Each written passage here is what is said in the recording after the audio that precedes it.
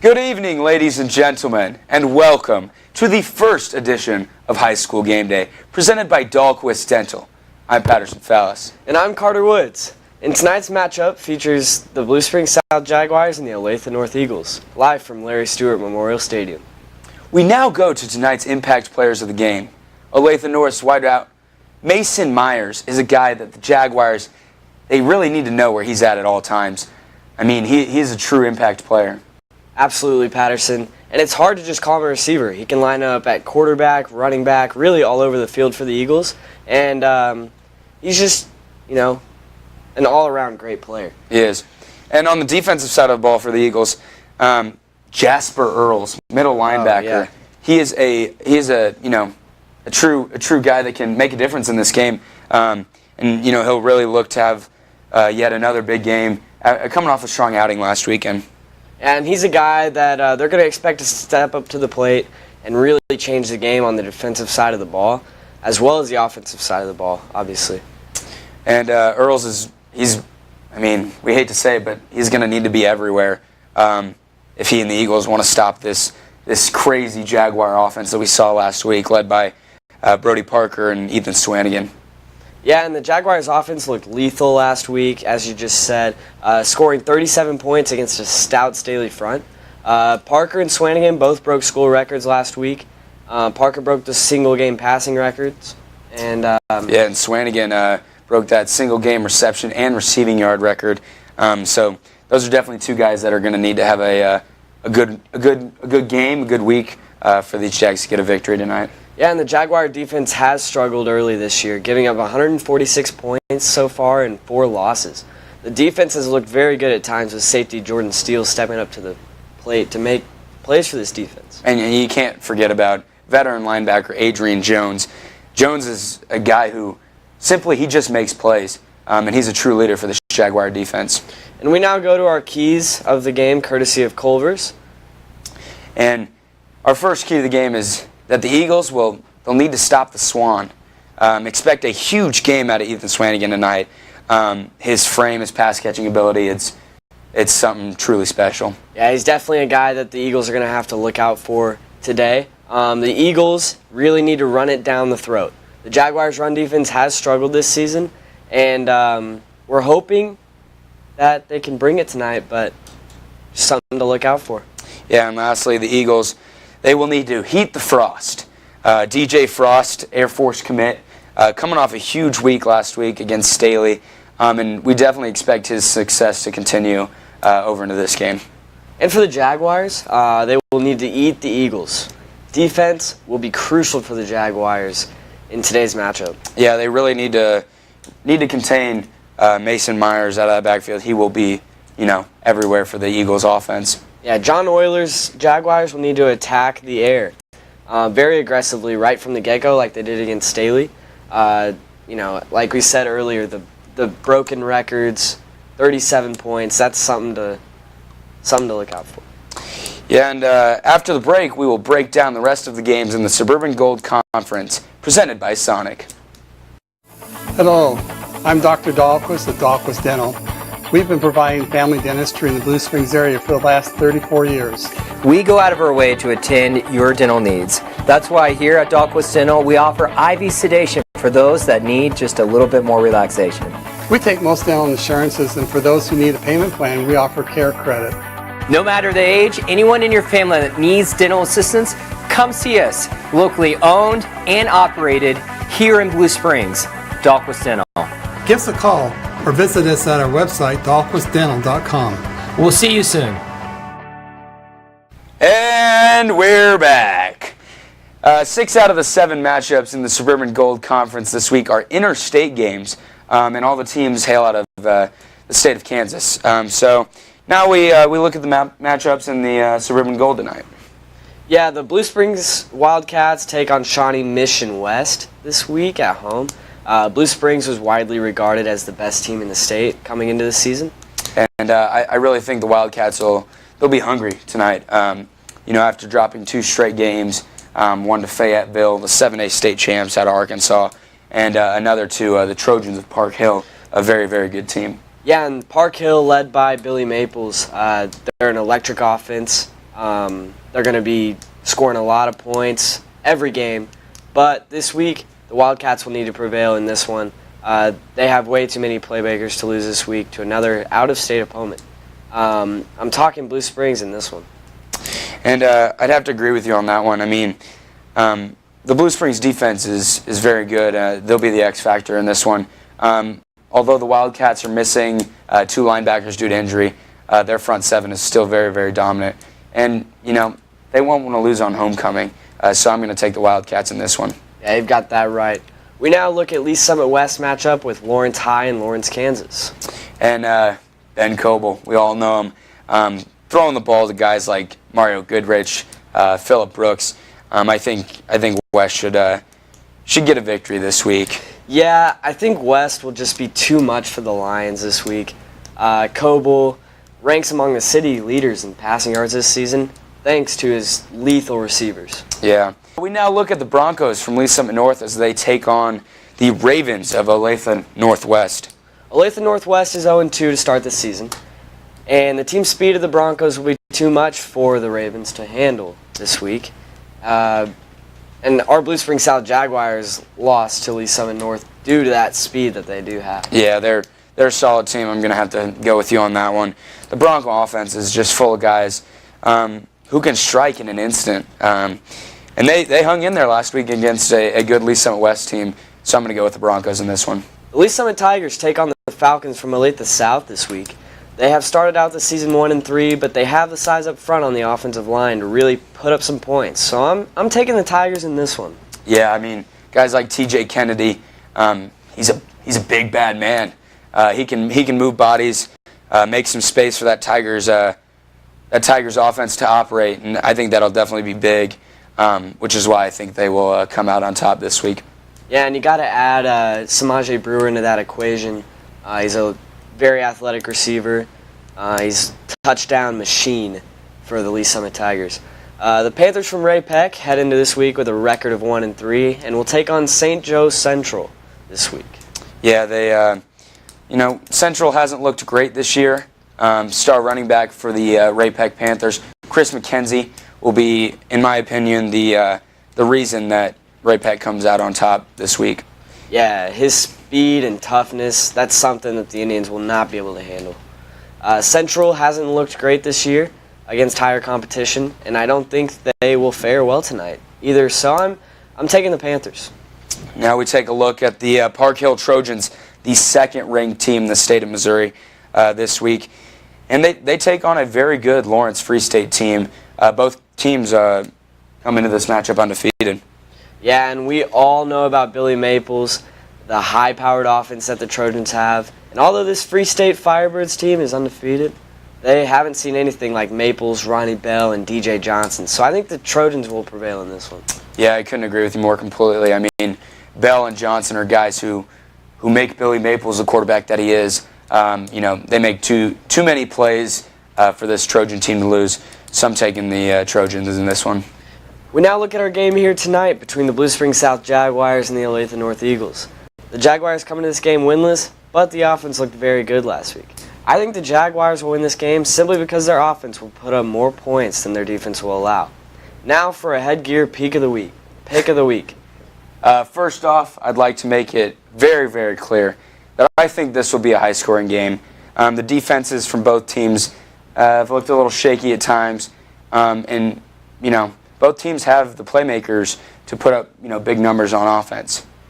With that being said, to Blue Springs South, our high school. Give me that head! I'm going with the Jaguars! And that's all here from High School Game Day. Until next time, I'm Carter. And I'm Patterson.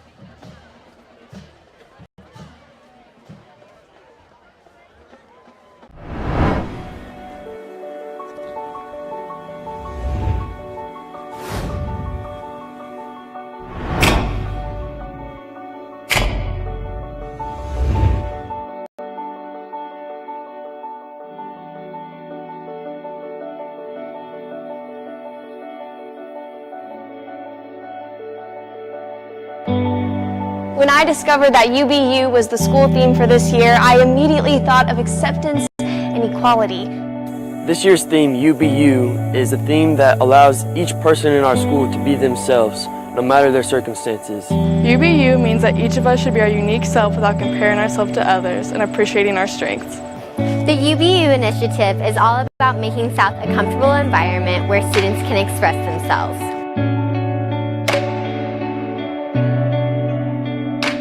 Regardless of your skin tone, gender, ethnicity, you can feel the need to express your individuality as a person. And if every student in the school is able to do that, able to have their own say, and they get to be themselves all the time, not try to conform how other people think they should be, and when you do that, that makes a whole school a better place to be. UBU gives people a voice in our community who may not feel like their voice is being heard. Speak up, voice your opinion, and it will be heard. If each of us can learn this, we can be even stronger.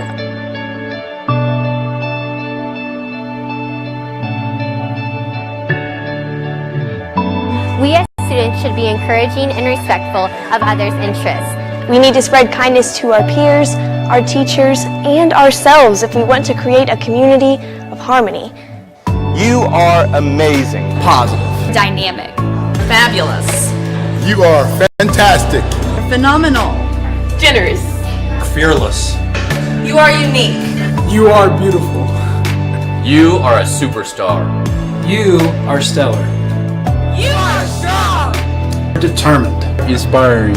Resilient. I truly believe that our school will embrace this theme with an open heart and an open mind. But we must start here, in our classrooms, in the hallways, at lunch, on the field, and everywhere we go, creating a community that is safe for diversity.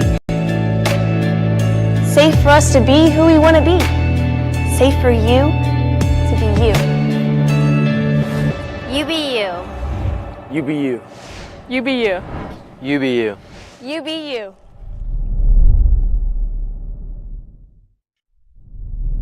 Hey Jags, I'm your principal, Dr. Belt. This year's theme at Blue Springs South, UBU, is a partnership of 17 area local school districts led by a nonprofit agency here in Kansas City. Its intention is to develop and extend the message that each and every one of us has amazing value. At this moment in our local and national culture, this theme is so important for us to live out acceptance, tolerance, cooperation, and appreciation.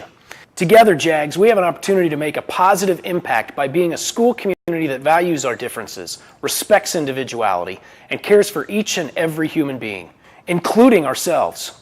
Our differences, our uniqueness make South an amazing place. So Jags, UBU.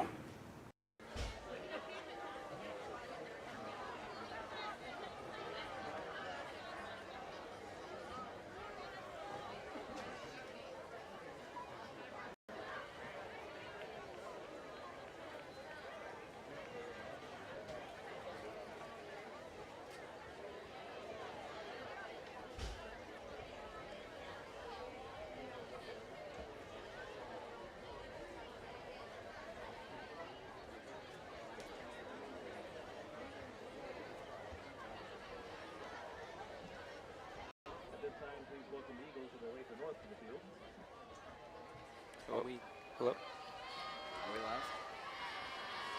And we're here live from Larry Stewart Memorial Stadium, where the Blue Springs South Jaguars will take on Olathe North the Eagles from Olathe North. And now we see the introductions for both teams. The Eagles prepared to run out on the field.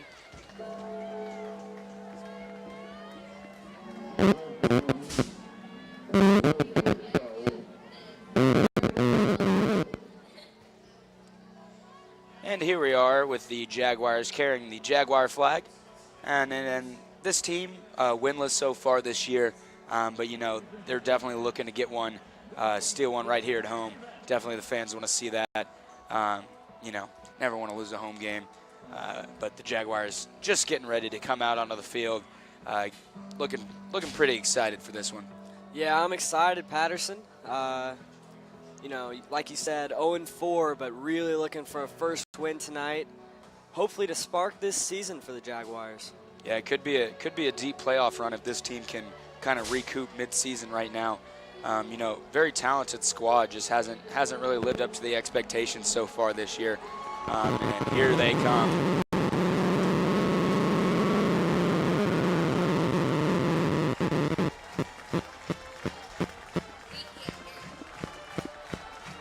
The Blue Springs South Jaguars have now entered the field as the Olathe North Eagles do the same. So let's talk about some key players for tonight's game to look out for here.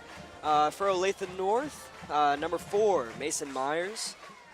He's going to be a guy that the Jaguars are going to have to keep an eye on. He lines up at quarterback, running back, and receiver. Big body. And, yeah, we're excited to see what both of these teams can bring. Yeah, for sure. And for the Jaguars, obviously, we know this team's offense is pretty lethal at times, I'd say. Brody Parker threw for 393 yards last week. That's a school record. So we're excited to see if he can, match that performance. Both teams' defenses, not the best that we've seen in previous years, but the offenses are very, very high-powered. Yes, sir. So the Jaguars today will be without receiver Sage Nelson, still out with a concussion, and Justin Belcher, a cornerback, tore his PCL this past weekend. So, yeah, Justin Belcher's out for the year, and that's a lot of senior leadership.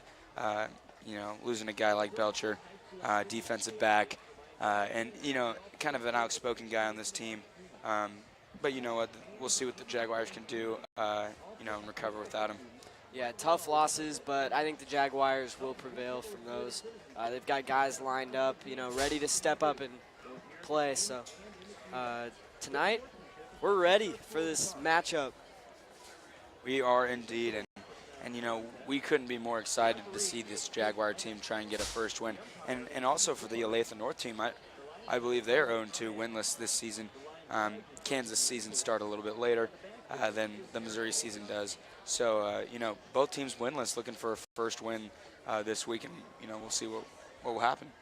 So, yeah, the players will walk out for the coin toss to start this game. Captains for the Jaguars are Ethan Swanigan, number 21, number 6, Jordan Steele, number 16, Brody Parker, and number 25, Blaise Tipton. And Blaise Tipton, back from that torn meniscus. Missed the first 4 weeks, and we're ready to see him get back out there. He's a key piece for this Jaguar defense. Yeah, he is. He provides a lot of that senior leadership in that linebacker core. It's very veteran. Adrian Jones and Tipton, along will definitely help cement that Jaguar defense today. Yeah, and they've struggled with the run defense, but I think Blaise Tipton's gonna really bring them together, and they're going to be a lot better, in my opinion, this week than they have been. Yeah, the Jaguars' defense struggled, may be an understatement, allowing over 35 points a game so far this season. And it's even with a really good offense, it's so difficult for a team, to put up that many points every week when the defense is struggling like that. But I think definitely Tipton coming back will help cement that run defense at least. Corners on the outside will step up, hopefully, to see this Jaguar defense kind of locked down. Yeah, and Michael Muehlberger playing with a wrist injury tonight. He's, one of the key pieces of this secondary. And so we're excited to see what he can bring. Yeah, and Muehlberger will be wearing a club on his hand per source tonight. And, we don't know how that will go, if it'll hinder him catching the ball or anything. But he is a safety, so really just break up the ball, I guess. Yes, sir. So the Olathe North Eagles will return to start this game off. The Jaguars will get the ball to start the second half. And senior kicker Nathan Rockwell having a great week last week. Hit a 49-yard field goal, and that was a school record too. So, school records were blown out of the water last week. And that was due in part to Nathan Rockwell, senior kicker. Yeah, and that's like a historic night for the Jaguars, and hopefully they can bring that momentum into this one. They believe in themselves, so hopefully we'll see a win tonight. And the Jaguars lining up to kick one back And this Olathe North team, number 22 back to return, Damon Sanchez, a 6-foot junior. He's the guy that has a lot of speed, which is why he's in the return game. Yeah, speedster, runs the 4x100 for the track team. They fell short at state last year, but so we'll see what he does here. You can hear the noise here picking up at Larry Sturt Memorial Stadium. That is due part to the super fans over there with their hands up in the air. Really rooting on these Jaguars tonight, hoping for a victory. Yeah, and from what I can tell, we've got a beach theme for tonight's game. Yeah, and they said their banner says "We woke up in beach mode," which is a little play on words from a Drake song. So a little humor there in the student section. Yes, Patterson. So we're about to get started here as Nathan Rockwell getting ready to get the ball on the tee and kick it off. Refs kind of holding up the game right now. Both stands, cheerleaders, fans, hands up in the air, ready to go, but nothing's happening. So I think this is due to time, but it'll be underway very shortly. And we've got a pretty packed house on the Jaguars side. Fans staying faithful to this team. And we are ready for kickoff. Nathan Rockwell back to kick it deep.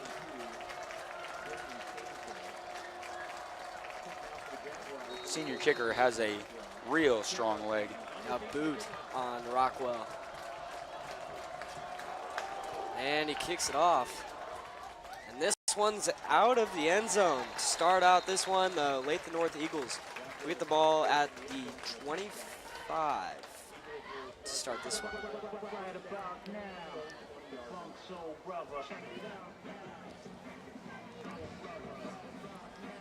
So the Jaguar defense will take the field. Ball at the 20-yard line, excuse me. And you see automatically Mason Myers, number 4, lined up out wide. That'll be a matchup to look for this week. We've got Trey Vavall matching up with Myers. Athletic corner.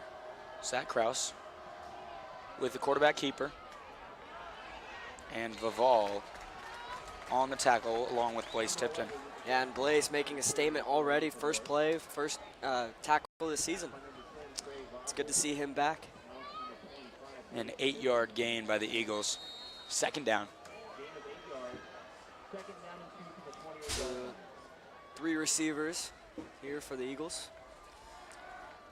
And looks like it was a miscommunication there. Just gets rid of it before getting hit out of bounds. Yeah, Kraus and Myers not on the same page right there. Kraus was looking for the comeback, and Myers was going downfield. So definite lack of communication right there, and a big third down to start this game out early. Yeah, 3rd and 2 from the 28. The Eagles will look to get that first down. The officials have picked up the flag, so no flag on the play.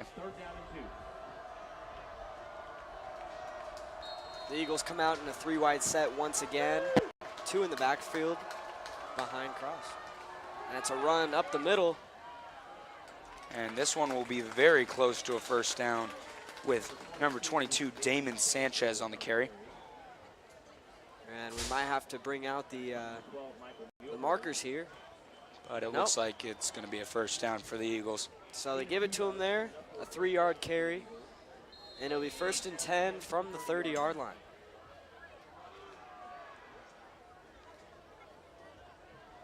Number 8, Malcolm McKibben in the slot, 5'8", sophomore. And Sanchez on the carry. Tipton steps up to blow that play up. Wow. And there you see the effect of that senior leadership right there. And Blaze Tipton. Tipton is fired up here. What a great play. Really, stayed in his role and got past the blocker to make the first initial contact. And, he's excited to be out here tonight. After missing the first 4 weeks of his senior year, he couldn't be more thrilled to be out on the field tonight. So the Eagles like to line up with a fullback right behind the tackles, which is interesting. It's going to be a screen, and it's way overthrown here by Cross. And that was intended for Malcolm McKibben, 5'8" slot receiver for the Eagles. You can't throw a ball that high. and expect a guy 5'8" to jump up and catch that. It's just not reasonable. So a little errant throw there by Kraus, and it's another 3rd down and 12 here for the Eagles. Yeah, so they're going to have to get a good gain here on 3rd down to get the first. Kraus drops back. Pass in the middle of the field. Middle, and it's broken up once again by the Jaguars. Broken up by number 98, Peyton Fancher. He is a senior linebacker for this Jaguar team.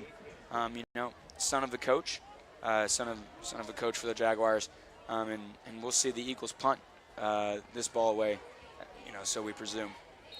Trey Vival back to receive the punt. Had some pretty good returns last weekend. And the punt is a real short kick out of bounds. And that one only went to the 49-yard line as looks where they will mark it even closer to the end zone. Right there the ref looks as he's about the Eagles 43. So, very, very good starting field position for the Jaguars. Be exciting to see what this offense can do. Yeah, and the Jaguars really, tried to block that punt.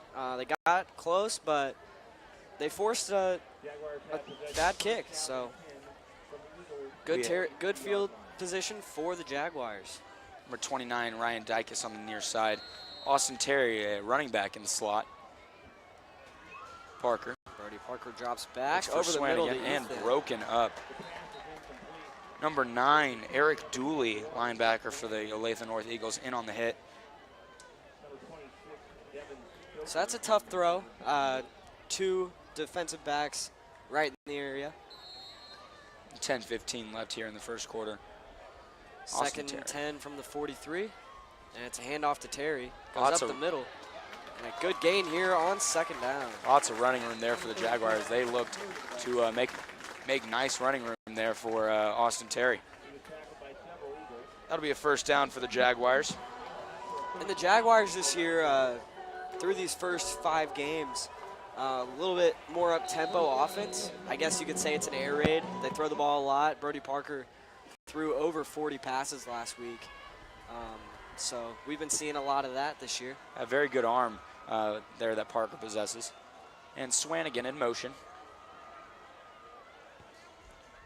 Parker looking for number 3, DJ Fosh. He makes the catch and a little shimmy and shake, and he is out of bounds at the 17-yard line. Yeah, Frost, a very athletic receiver, had 3 touchdowns last week. Very impressive game, and he's an Air Force commit. He is. He's an Air Force Academy commit. Very disciplined and a great young man, so excited to see what he can do in the future. And to add on that, he's the Blue Springs School District Student of the Month. And Austin Terry up the middle, man, and they are pushing the pile here. The Jaguars are. This Olathe North front is, getting pushed around by a Jaguar, offensive line that hasn't looked great in the run offense in the past 4 games. Yeah, and C.J. Murray's been a big part of that so far this game, on this drive. Big body down there. 2nd and 1 for the Jaguars.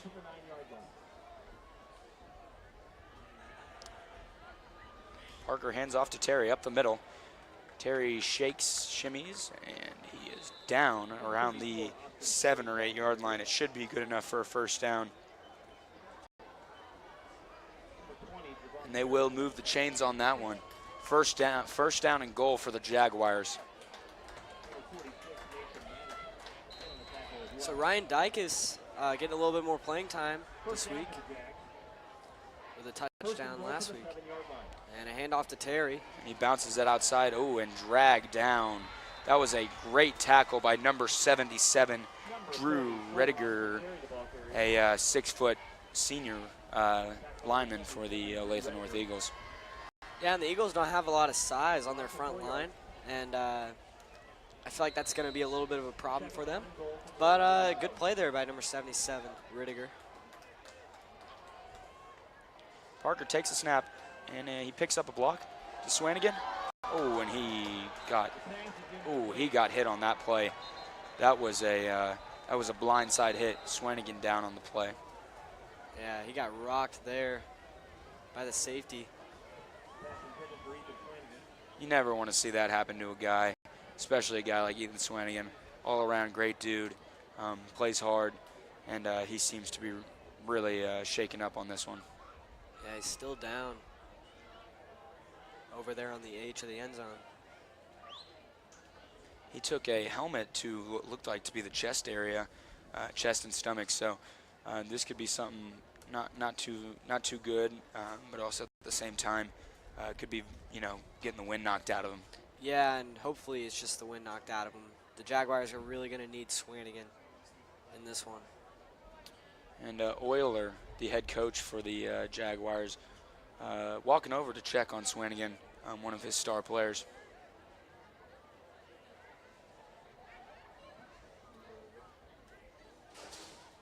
And I talked to Swanigan earlier today, and he's pretty confident they were going to get a win tonight. There we go, and he's Swanigan back on his up. feet. Sweet. That's a good sign to see for the Jaguars. Looks like he might have gotten the wind knocked out of him. A helmet to the chest, to the stomach area never ever feels good. So, good to see that for the Jaguars. He'll have to come off the field. Yeah, Swanigan, a tough kid. He got rocked there, but he's back up on his feet on the sideline. And it is 3rd down and goal for the Jaguars from about the 10.5-yard line. Jaguars with a lot of size up front on the offensive line. C.J. Murray, number 55, 6'3", and on the opposite side, Tristan Roper, a 6'4", 255 junior. And I believe this is Tristan Roper's first varsity start here tonight. And Parker. Blown dead by the referee, and a timeout by the Jaguars. They must have not liked what they seen right there. So yeah, a timeout here early in the first quarter. 3rd and goal. It's a big down 11. for the Jaguars. Want to strike early, want to get on the board early. Definitely set the tone for this game. Yeah, and in this situation, obviously you want to get in the end zone, but you're definitely in field goal territory. Oh, for a guy like Nathan Rockwell? And Nathan Absolutely. Rockwell, I'm betting $10 he's going to hit a field goal from 28 yards out. So. And, I may take you up on that bet because they might score a touchdown, which would be, even better. But, the Jaguar offense obviously didn't like what they had seen right there from the Eagle defense, so they take a timeout, call something up, and looks like Dykus is split out wide to the far side. DJ Frost in the slot, and number 26, Scott Vestal. Yeah, and the coach is really, really impressed by Ryan Dykus. Made a couple tough catches last week. Parker looks to the right side to Frost on an out route, and he gets stuffed at the line of scrimmage by number 34 for the Eagles. That is DeArgenton Harris, a 6'1" senior. So yeah, tough play there. It looked like it was an out route from DJ Frost out of the slot. Just couldn't get anything going on there. So Rockwell will come on to kick. From the right hash, this might turn out to be a little tricky, but we've never doubted Nathan Rockwell before, and I'm sure he's practiced this 100 times. From the right hash, Rockwell. Snap holds good, and it is right down the middle. So the Jaguars get on the board here first. It's going to be 3-0 Jaguars. Yeah, 7:33 remaining here in the first quarter. Jags on top early.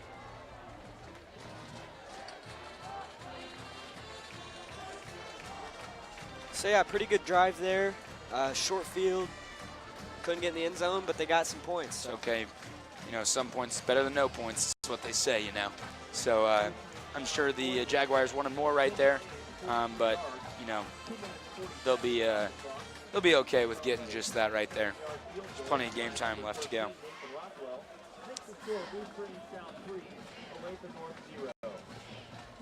And yeah, let's talk about the kickers in recent years from Blue Springs South.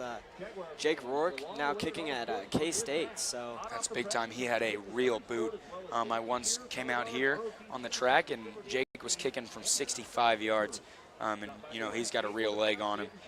So the history of South kickers is pretty good in these recent years. Rockwell looking to go somewhere and play at the next level.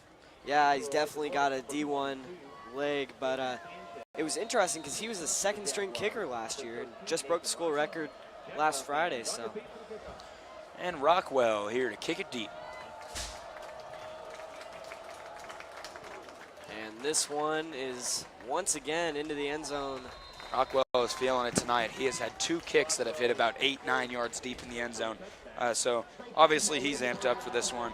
Let's hope the rest of the Jaguars are the same. So yeah, the defense, a good stand last drive. And let's see if they can keep it up here. Blaze Tipton really having a good game so far. And he's hungry out there.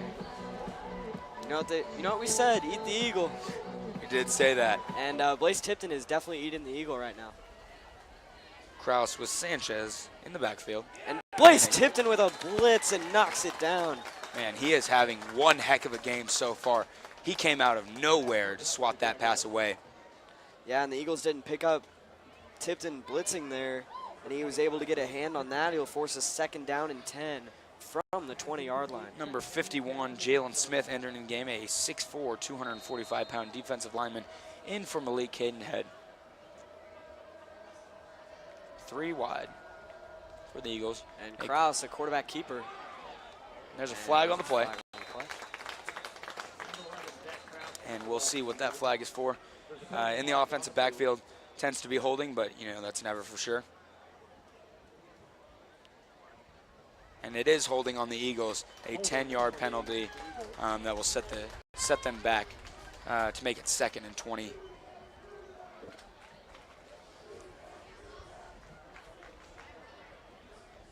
So yeah, the Jaguars defense looking pretty good right now. Yeah, they are definitely. That front seven's working a lot up there.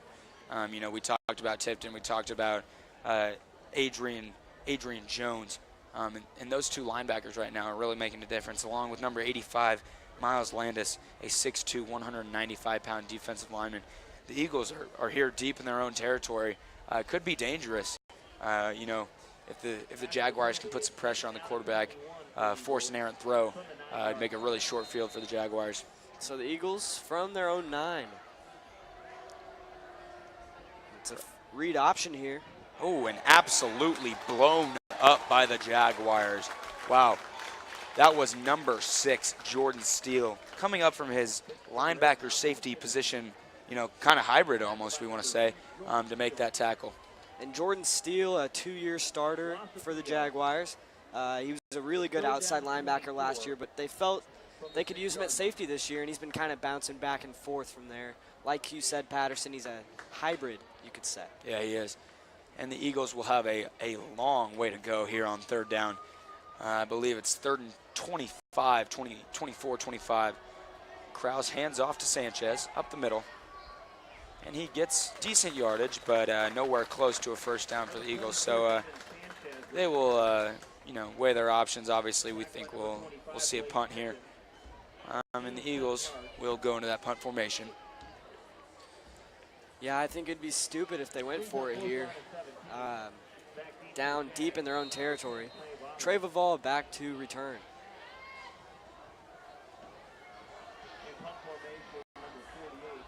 Ooh, and they almost get to that punt, but it's very, very good hang time.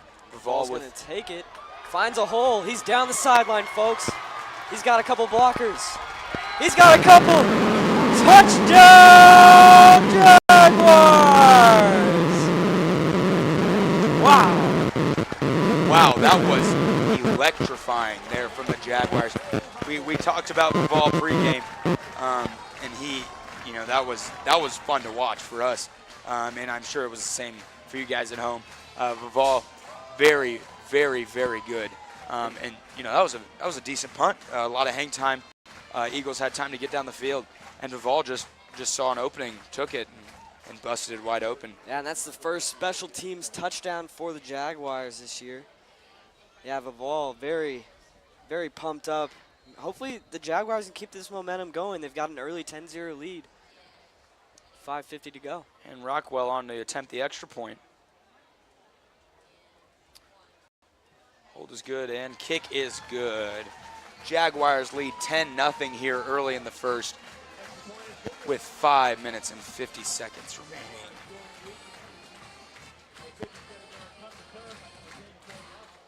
So the Jaguars look good so far. They do. They look very impressive. Offense got a nice short field, and then obviously you would love every time the Eagles punt, to run one back. That's the kind of spark that the Jaguars really needed here early. Yeah, and Vavall really got into that next gear, going down the sideline, broke a couple tackles, had some good blocks. Pretty good run there. Yeah, it was. Took it right up the near sideline. And Vavall, he's a junior. He was actually living in Colorado last year, so he didn't actually go to South last year. So it's nice to have him back. It is. And this is the third time we'll see Rockwell kick off here in the first quarter with 5 minutes and 50 seconds remaining, and that is a very good sign for the Jaguars. So Rockwell will kick it here. He's already got 2 for touchbacks. And it looks like the ball fell over off the tee. And the wind is it's picking up a little bit. But the temperature is just perfect tonight. I mean, I wouldn't call it football weather necessarily, but it's definitely fan weather. It is. It's a very beautiful night. Nice breeze. And here Rockwell to kick it deep. Third. Wow. Is he amped up right now? That is 3 consecutive kicks, 8 or 9 yards deep in the end zone, and we love to see that out of Rockwell. Yeah, and I think it's good to not let that track star back there to return it even get a chance to return the ball there. We see this Eagles offense not doing much so far in this game. Obviously looking to turn that around, and if they want to do that, Zach Krause, their quarterback, will have to be a big part of it. A lot of run. Oh, and a bad snap there. Sanchez grabs the ball. He is deep in his own territory, and he is eaten up by the Jaguar defense at the 7-yard line. Man, that is a big loss for the Eagles. Not the way you want to start a drive. And this offense has looked very shaky so far.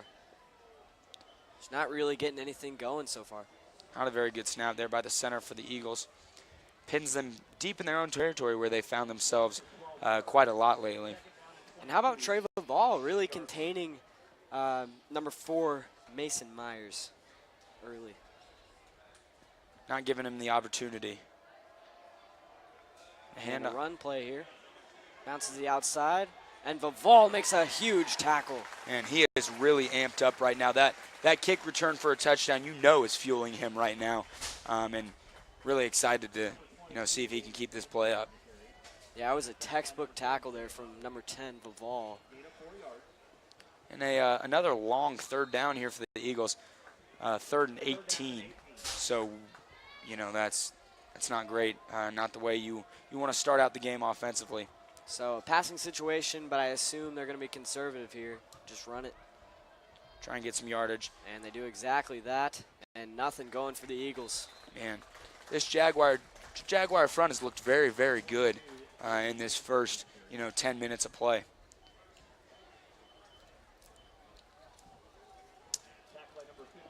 It's looking like. And a big part of that is Blaze Tipton being back here. Yeah, it is. That definitely supplies some energy for the Jaguar defense.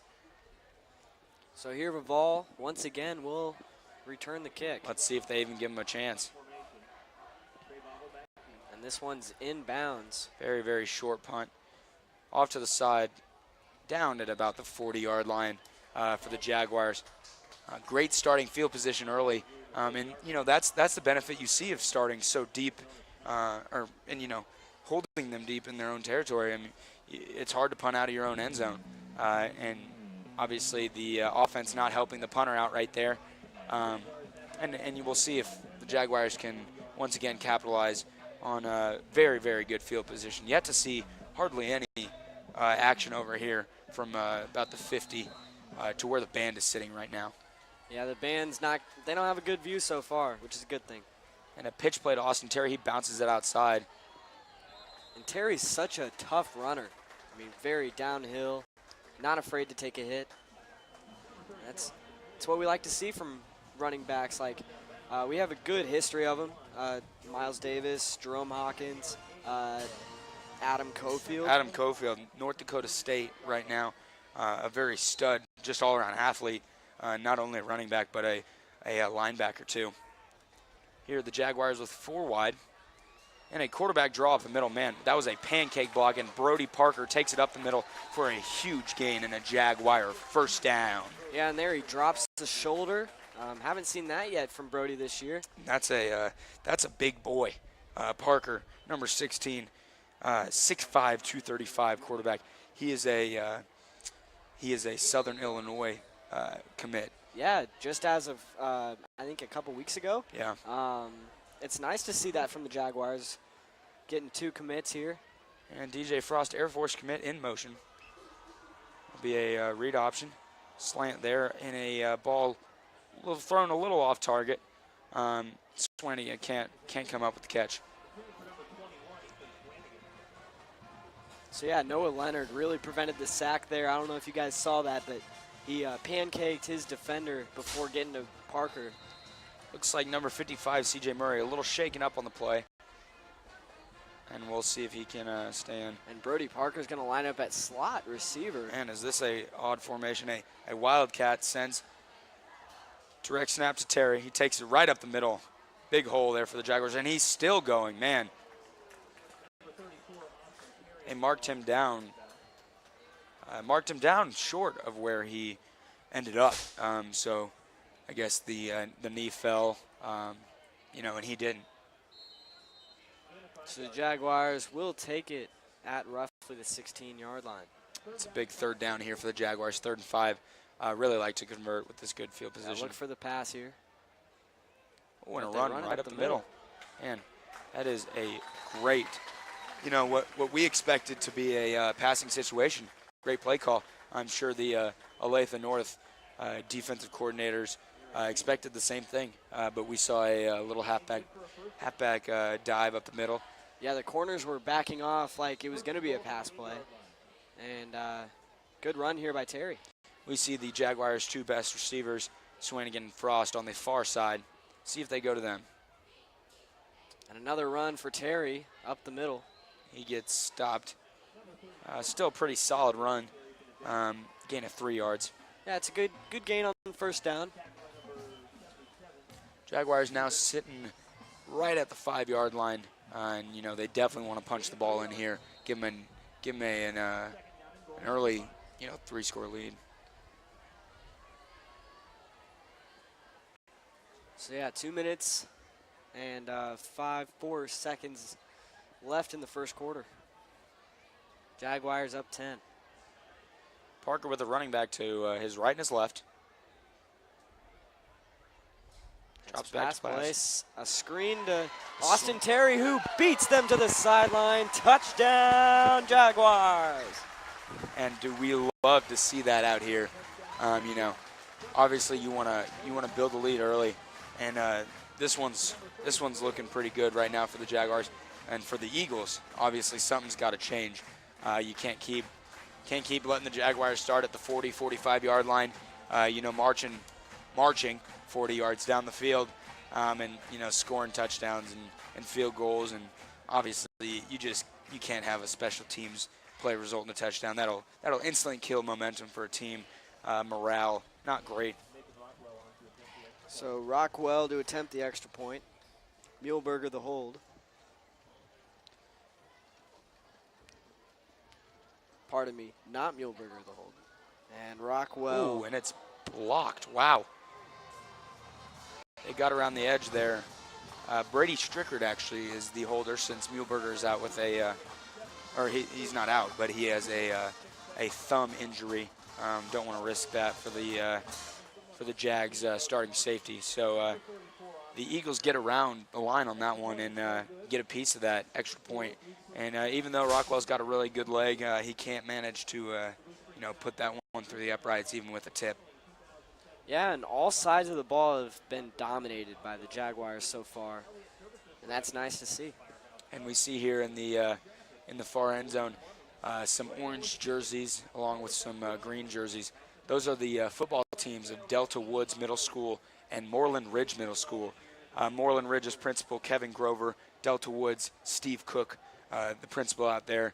And, you know, those are the kids that are really looking up to these guys right here on the sidelines that we're talking about right now. And that's the future right there of Blue Springs South football that you'll see in the next 2, 3, 4 years. And Rockwell will kick another one here. 3 touchbacks thus far. And he boots this one. And that is well into the end zone. And that can't be returned. So another touchback for Rockwell. That's 4 out of 4 on the day.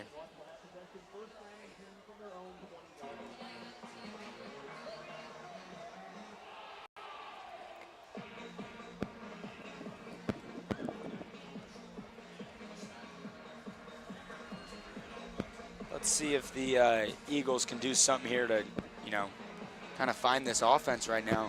Not looking great so far. So they had trips out to the right, and it's a run play up the middle for close to nothing. That Jaguar front 7 right now is swarming. They're eating the Eagle. That's in large part, you know, as we say it again, large part of due to the energy of Blaise Tipton. You know, we can't say it enough. He loves the game of football, and he enjoys being out on the field.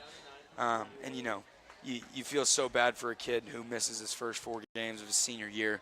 You can never get those back, but definitely love to see him out here, even nursing, you know, coming back from the torn meniscus. Yeah, Tipton looks really good back from that injury.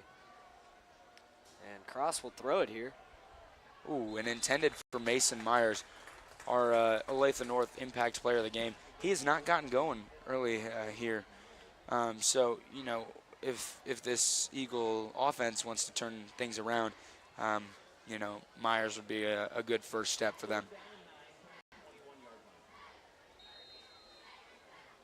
See how a little bit of an overthrow there from Kraus. And it is now 3rd and 9 from the 21 here for the Eagles. And a flag. And we'll see what the call is. And offsides on the Jaguars. That'll make the Eagles field a little bit shorter. Say 3rd and 4 now for the Eagles. Let's see if this Jaguar defense can step up, you know, when they don't have much room to give.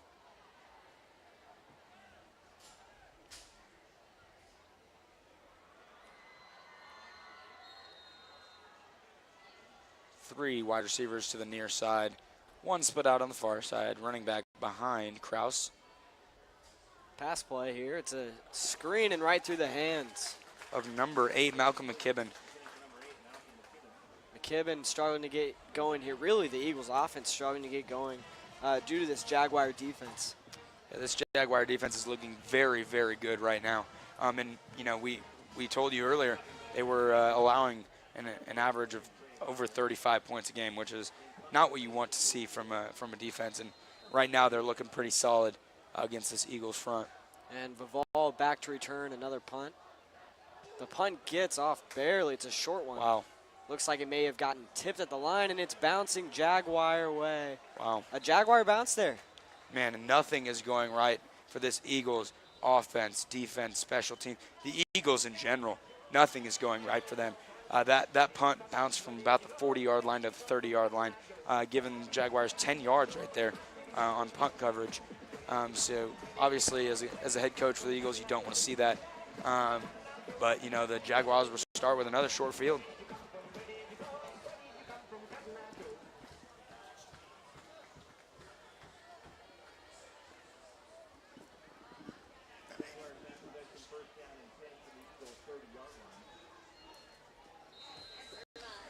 So here, trips to the right of Brody Parker. Ryan Dyke is by himself towards the Jaguar sideline. Number 4, Brett Shelton in motion. Austin Terry with a big hole up the middle. And a nice tackle there from number 9, Eric Dooley. Dooley stepping up to make some plays here, you know, early for the Eagles defense. And C.J. Murray is creating some huge holes for this Jaguar offense. And that run offense off to a great start. 0 yards of run offense last week from the Jaguars. Well, you see a big passing game like that, 393 yards and a school record, and almost fitting that there was 0 yards. And Terry gets to the outside, and I believe he gets the first down, and he does. So the Jaguars will move the sticks, I believe. And dating back to last season, the Jaguars, I believe, have lost 7 in a row, which is unheard of for a school like Blue Springs South. Just a winning mindset, winning tradition here at South, and 7 games in a row is not common for a school like this. Terry in motion, Brody Parker with the keeper up the middle, and is he a big man? He just drives up the middle. Yeah, and he was a linebacker last year, second string to now Truman State quarterback Camden Sprouse. But he was very good at linebacker last year, big part of this defense, and now getting the starting job at quarterback. He's done a pretty good job.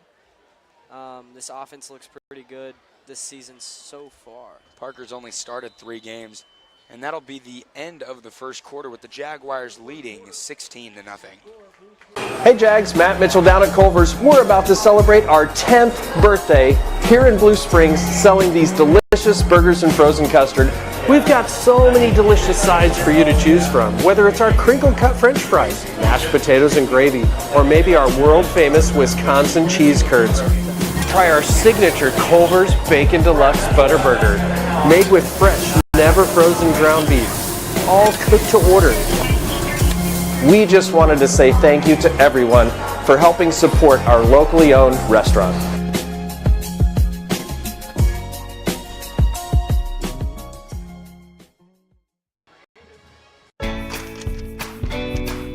All this took was a pristine SAT, ACT, and GPA.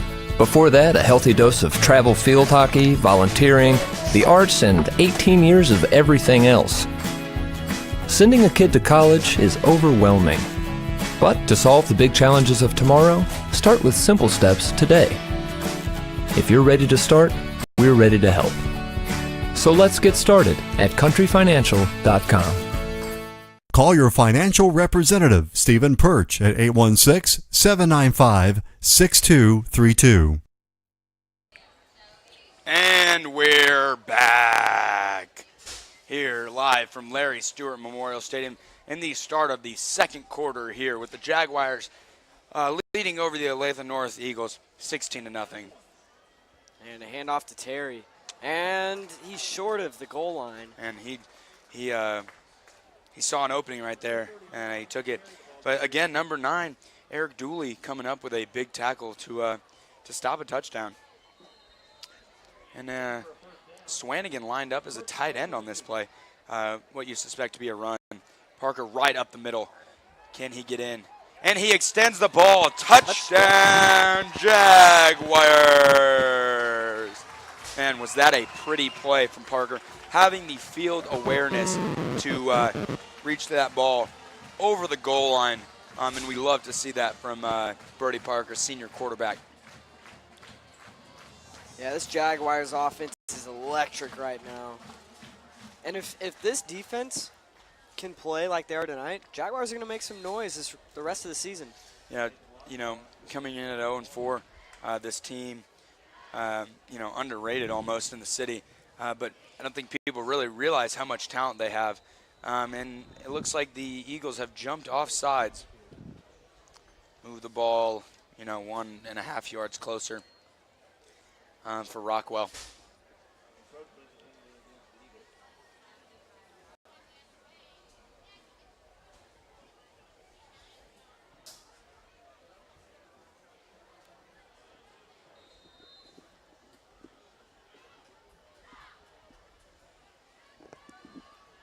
So Rockwell here to attempt the extra point. And Strickard to hold. Oh, and it's a fake. Strickard. Oh, and he gets hit hard there. And that's a tough play for Strickard. Rolling out to his right, a left-handed, former quarterback. So the Jaguars go for 2, broken up. ball was short of the goal line anyway. So Swanigan would have really had to push to get in the end zone. And the Jaguars now lead 22-0, despite missing 2 point afters.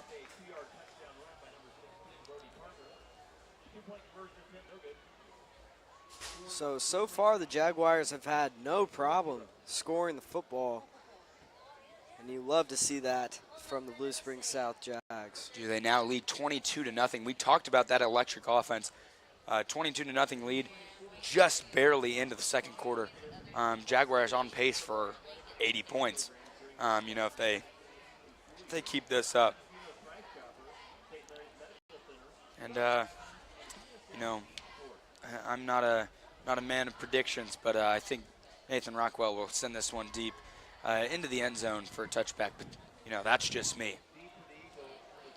And Rockwell here to kick it. And we keep talking about that leg. He has just been on fire this year. From the near hash. When a low kick. Man, I was wrong. And that might be a very first of my life, being wrong. But a nice return there from number 22, their running back, Damon Sanchez, out to the 25-yard line. That'll be the best starting field position for the Eagles tonight since the last 4 were touchbacks.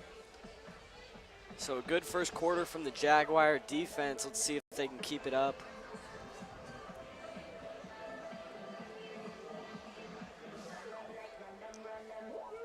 We have 3 wide, pistol formation, tight end off the line in the backfield. And a handoff to Sanchez. And see that Sanchez speed. met right at the line of scrimmage. See that little burst of speed right there? That could be something, that could propel him into the second level of the defense. Could be deadly if he gets out in the open field. Obviously, we know a track star and very, very quick. So a very run-heavy offense. They're very focused on the run today, the Eagles. Yeah, and on their few passing attempts, Kraus, their quarterback, not making great throws. So I think the Eagles kind of relying right now on the run. Quarterback keeper to the near side, and Kraus with the carry, brought down by a number of Jaguars, including Peyton Fancher, Blaze Tipton in on the tackle. And Tipton everywhere. Yeah, I'd say it's 3rd and 6, 3rd and about 6, 3rd and about 7 here for the Eagles. And we've seen this a lot lately, a 3rd down deep in your own territory. So for the Eagles, it's key right here. Down 22 in the second quarter. You really need to convert right now. So ideally, this is a passing situation. Let's see what the Eagles do. They will pass. And Mason Myers drops it right over the middle. No one around him. Man, and Myers was a guy we came in talking about. And he just, with a little case of the Butterfingers right there, may have been sensing a hit, from his blind side, and very well could have happened to him. But no one there for the Eagles, and they'll line up in punt formation yet again. Not great to see for this Eagles offense. Yeah, and the Jaguars,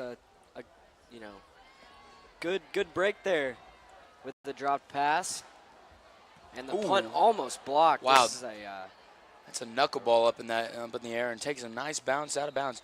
Man, was he lucky to get that punt off. There was near 6 Jaguars there going for the block attempt. So the punter for the Eagles there, lucky to get that one off.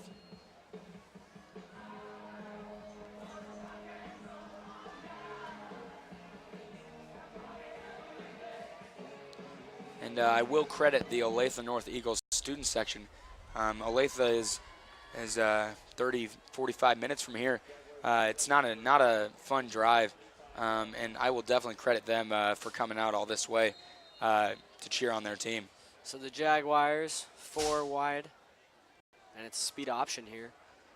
Pitch to Terry, and he finds some open field, and he's pushed out of bounds. Wow, and you really see the explosiveness right there from Austin Terry, a junior running back. And, with this year of experience under his belt, Who knows what could come next season? He could be one of those great Jaguar running backs, that they've had a history of lately. In Austin Terry's freshman year, the University of Cincinnati was actually taking a good look at him, recruiting him. And here Parker in the Note Hall offense, 4 wide. Running back in motion. A dive up the middle. Terry with a bit of running room. Man, and the Eagles seem to be getting pushed around right now. That run could have been stopped for 2 or 3 yards, but instead the pile pushed for a good 5 or 6.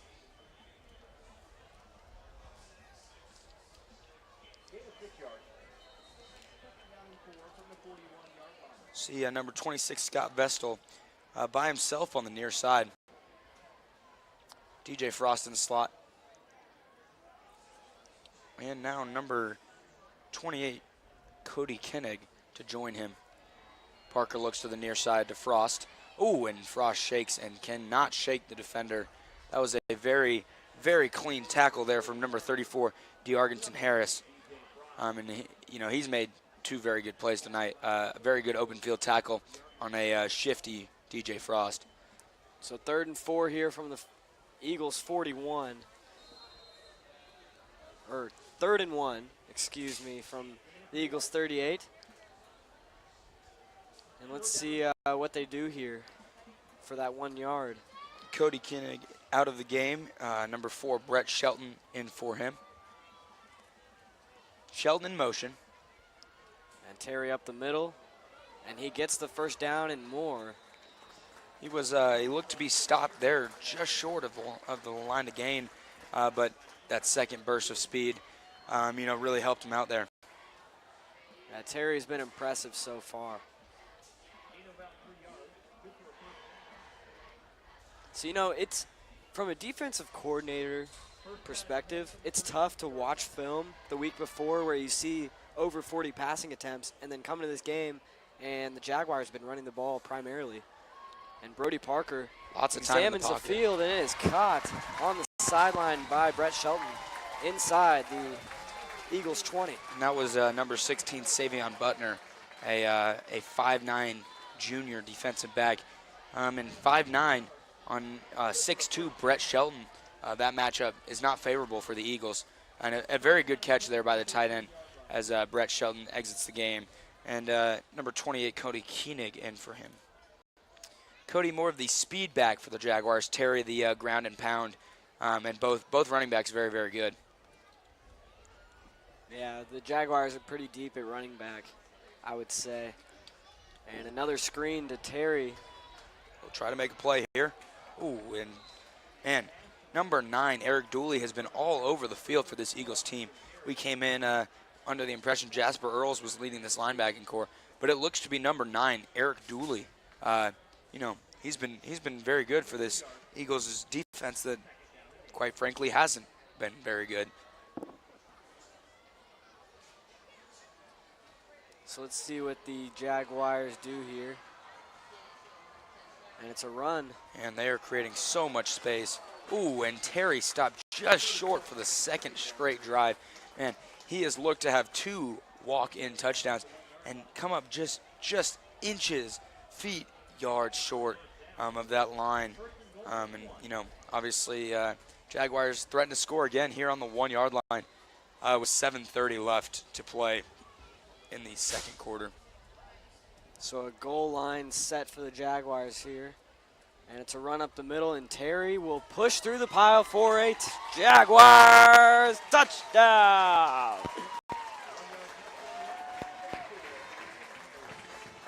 And Austin Terry on the carry. And as we love to see these Jaguars score points. And Austin Terry there, a little shaken up on the play, but I'm sure that touchdown will help him heal just a little bit.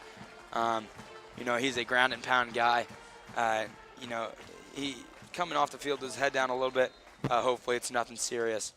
But here Rockwell and Strickert again for the PAT.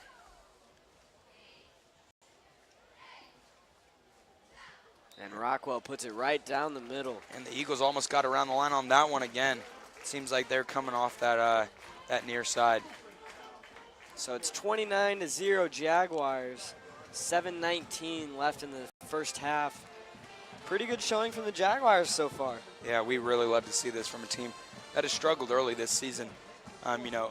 This one, nowhere near over yet, but looking very good right now for the Jaguars. Could be a huge confidence boost.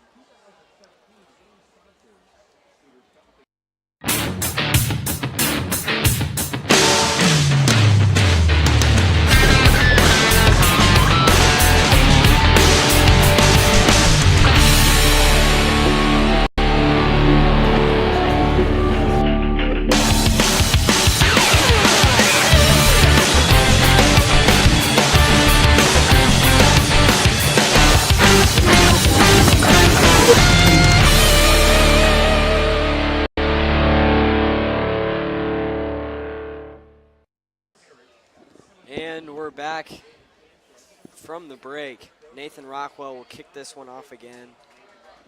Short kick last time. Yeah, and very surprising to see from Rockwell. Kind of in a little pooch there from the Jaguars. Mason Myers, number 4. Fair catch. Yeah, with a fair catch on the play. And, not great. Not a great thing to do, in my opinion, for the Jaguars. With a guy, like Nathan Rockwell with a big leg. I don't see why you don't kick it deep every time. But, still very confident in this defense are the coaches from South. They haven't backed down yet. So, we expect the same. But this Eagles offense could turn something around here on this drive.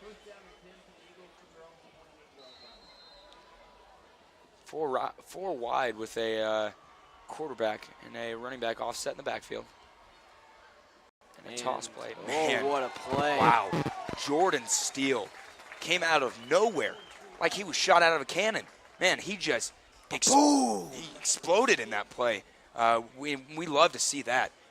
From his safety linebacker hybrid position, that's beautiful. Great to see for the Jaguar defense. Yeah, and every time it seems like Jordan Steele lined up at that outside linebacker hybrid position.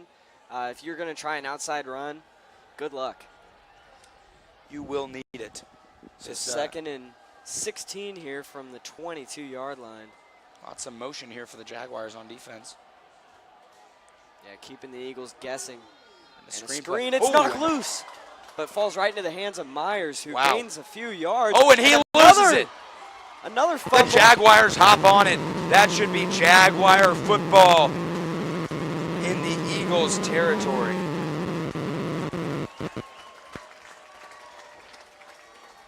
Wow, that was a weird play there. That was. Two fumbles in a row. 2 fumbles on one play. How often do you see that? That was odd for even me to see. A fumble that falls right into the hands of number 4, Mason Myers, and then he fumbles. So, a very weird, unorthodox play. But Jaguars get the football back up 29, starting at their own 39-yard line.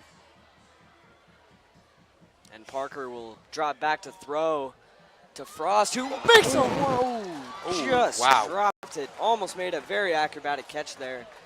That was going to be Sports Center top 10 if he could have hauled that one in. That was a done a nut.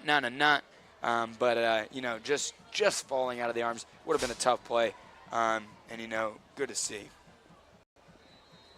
Yeah, that's a tough catch there for Frost near the sideline. Very, very athletic football player, and you can't make all the plays.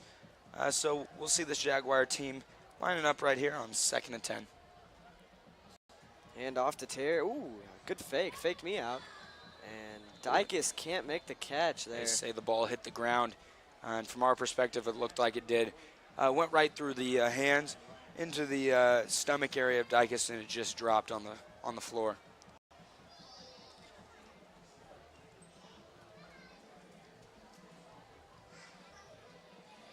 And a big 3rd down here for the Eagles defense. 3rd and 10, something the Jaguars haven't seen much of so far today. Ooh, and a misdirection here for the Jaguars, and Terry gets the first down and some change. Wow, lots of open space there for the Jaguars. Halfback counter, a great play on NCAA football. obviously working here in real life.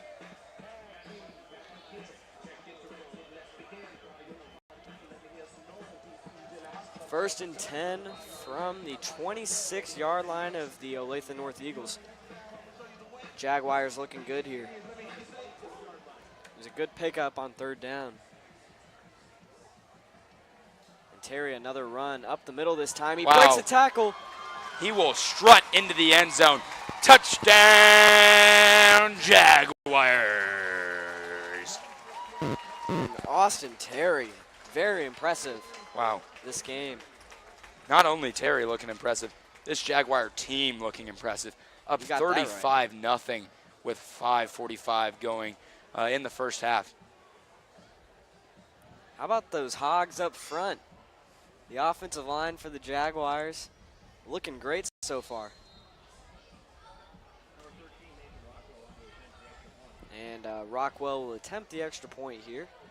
Strickert to hold.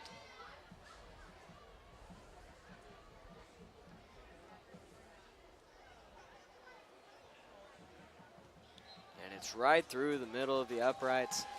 36-0 Jaguars. 5:45 left in the first half. Pretty good showing from the Jaguars. Yeah, we love to see this. And I'd say more than the 36 points scored right now for this Jaguar offense. The 0 points allowed is more impressive to me. And you may not be seeing the world's greatest high school football offense. And don't get me wrong, the Eagles are no slouch of a team. Very young, but to see the Jaguars still putting up a 0 on the visitor score or on the visitor side of the scoreboard right now, that's a great thing to see, especially for a team that has struggled early. And if you're tuning in, we're going to ask you guys if you guys know, let's call this a little bit of Jaguar trivia. What's the most points scored in a first half by the Blue Springs South Jaguars in this decade? So after 2010 to now. So. And we'll have the answer to that coming up after halftime. Our Aflac trivia question of the game. Rockwell here to kick. Man, and it's onside. Oh, no, another pooch. Oh, my goodness. What in the world is going on in here? Yeah, very questionable call there from special teams coordinator. You know what? With a lead 36-0 in the first half, maybe the Jaguars letting up here a little bit early, but you know, if it was me, I'm pouring it on. You know, no lead is safe. At least that's what they tell me. So no lead is safe, and we'll see if the Eagles can capitalize. And Rockwell frustrated over there on the sideline, just very confused. Oh, and a fumble again. And the Jaguars look to have it. Man, the second straight possession with a fumble. And number 6, Jordan Steele, coming up with that one. Big recovery for the Jags. Wow. Jordan Steele and Blaze Tipton, just that dynamic duo. This Eagles team has looked absolutely rattled so far. And they just can't get anything going. You can't do anything getting sacked deep in your own field. And you can't fumble the ball. It really, really, really makes it difficult on a defense.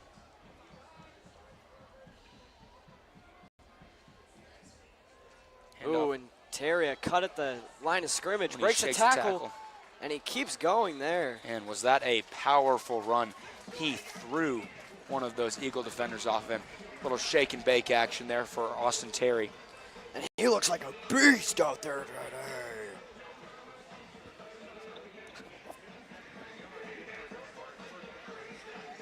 And he is absolutely right. He does look like a beast out there today. And, you know, this Jaguar team looking very ferocious right now. This is a scary offense at this point. I don't think any team in the metro area wants to face these guys right now. And Terry, another run, almost broke that one for another first down.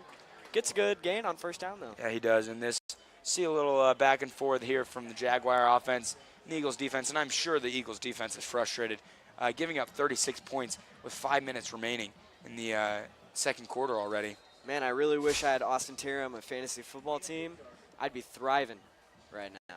Yeah, I know. Your team seems to have a few running back problems, whereas mine, I would take Swanigan as my wide receiver number 1. Not having a huge game, and the handoff to Cody Koenig. Oh, and he shakes. Oh, and Koenig. Wow. Drops the shoulder. Absolutely ran over number 20, Javon Parrish, a 5'7" senior and defensive back. So Parrish, tried to come make that play, and honestly, he didn't, and was run over and punished for it.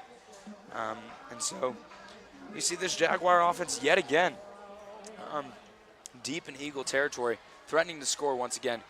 And obviously they want to keep pouring on in a speed option. Wow, Parker, that's a big boy. He is all 6'5", and 6'5" and 235 of that frame went into that run. He got stood up there a little bit. And a forward linebacker, he likes to hit. He does. So every time he runs, expect him to drop that shoulder, give you a little bit of a hit. Yeah, not many guys out on the field right now are 6'5", 235, as muscular as Parker, the senior quarterback, is. So he knows that physically he is able to do some work. Timeout taken, presumably by the Eagles, and it is. And we look into the end zone that the Jaguars are heading to as we take a look at the color guard and the band warming up for their halftime show. Jaguar Pride really making large strides forward in the past few years. Has been known as the lesser of the two bands, of course, in the Blue Springs School District. It's not that perception anymore. Jaguar Pride is legitimate. They're a very, very, very good band, and Golden Regiment over at Blue Springs definitely a little bit nervous. Few of their band members were over here last week scouting out the Jaguar Pride band. So definitely the Jaguar Pride is not known as a second-tier band anymore. And they built this program from the ground up. And with the way the Jaguars have been moving the ball, I'd say they're scratching at the door right now. And Shelton in motion in the backfield. Parker with Koenig to his right.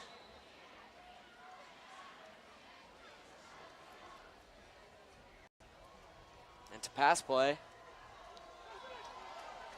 Oh, and Shelton just short of the end zone, but it looks like he will have a first down to make it 1st and goal for the Jaguars.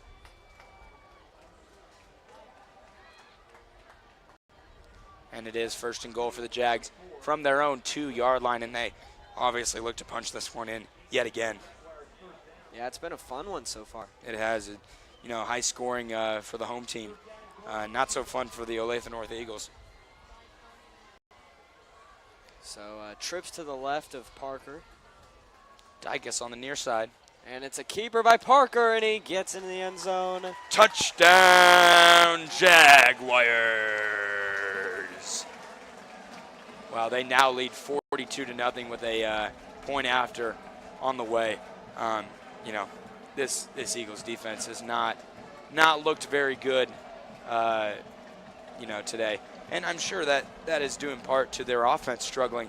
You can't keep the offense on the field, which means you can't give the defense a rest. So I'm sure fatigue definitely setting in on this Eagles defense here with 3:26 left in the first quarter. Rockwell in the first half. to attempt the extra point, and it's right down the middle once again. 43-0. Wow. Jaguars.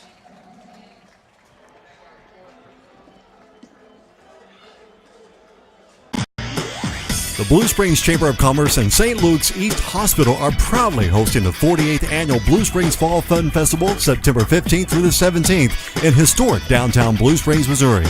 Fall Fun Festival has something for everyone, including amusement rides, tasty festival food, and more than 250 festival vendors, a car show, and 2 stages for performers, including recent voice contestant Casey Joy.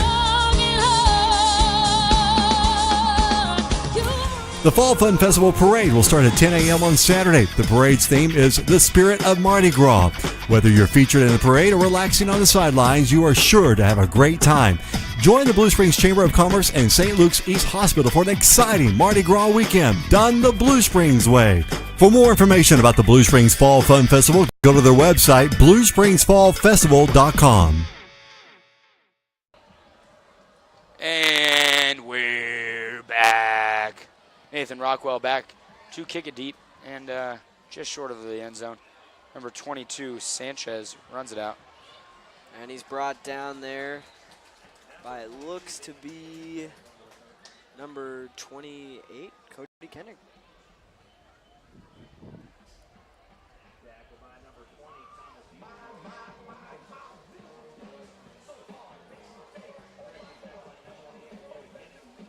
So the Jaguar defense has looked very good so far. They're really eating the Eagles right now. Yes, they are.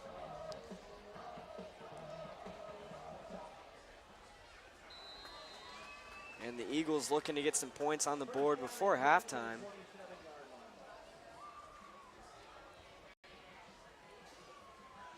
And Cross will keep it.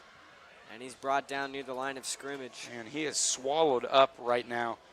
This Jaguar front, not just the front seven, but you know, all the guys on the field right now for the Jaguars really stepping up to make plays.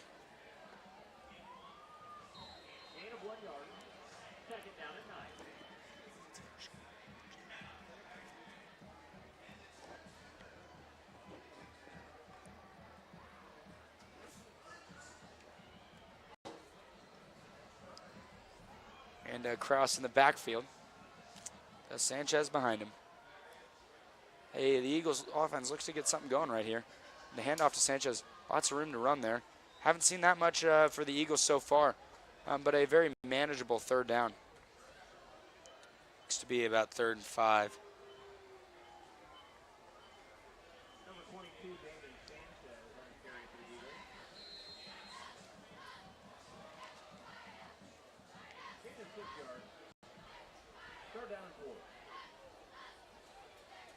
And a 3rd down and 5 here for the Eagles.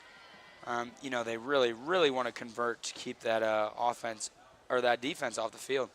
And the handoff to Sanchez, and he tries to bounce it outside. He will not get there. And that was a very good play by number 95 for the Jaguars, Tillman McClooney. Tillman, a 6'2", 195-pound senior. Yeah, he's very athletic. And he's very fast for a D end. Love to see that.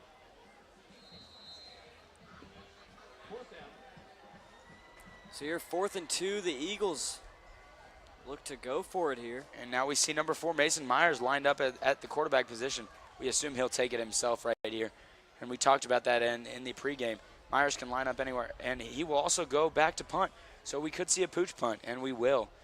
He kicks one not too high, but he gets a nice little roll there to pin the Jaguars right around their 28, 27-yard line. And that's where they'll start, you know, this drive.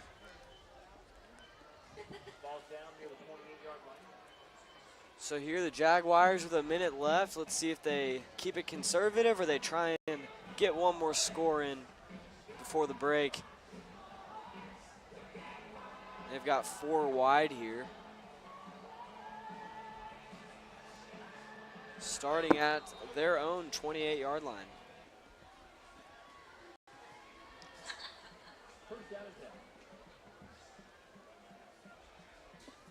First and 10 and a handoff to Cody Koenig.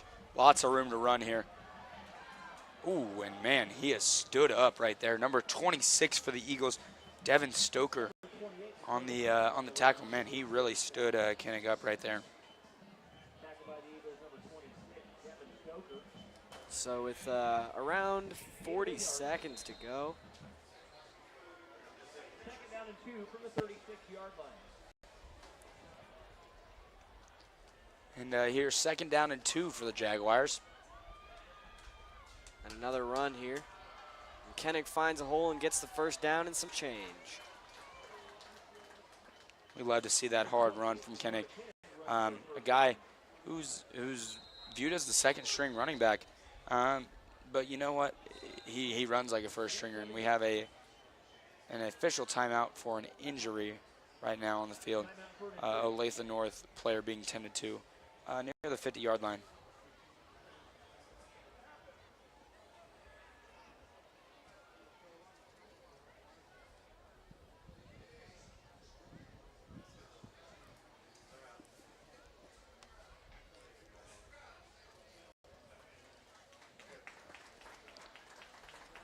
And looks to be number 35 for the Eagles, Zach Willoughby Neal, strong safety. That's a freshman. Very impressive to see for the Eagles, starting strong safety. But, you know, it's good to see him on his feet, and you never wish injury upon anyone. Yeah, absolutely. The Jaguars here, a 1st and 10 from their own 43-yard line.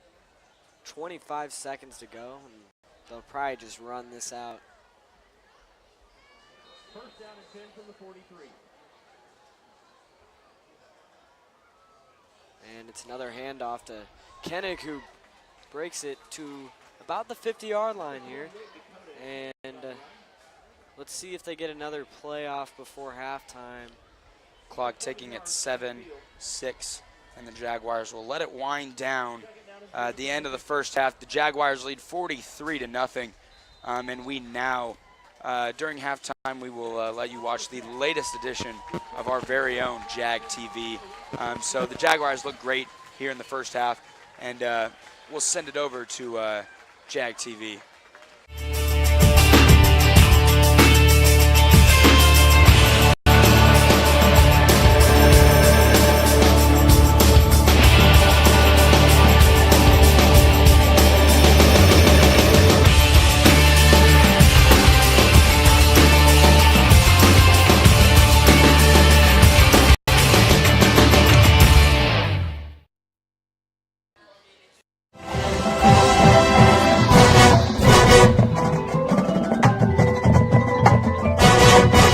On this episode of Jag TV, we hear the Jaguar Pride's newest show, Rhapsody, Red, White, and Blue, as they prepare to take on the state of Nebraska.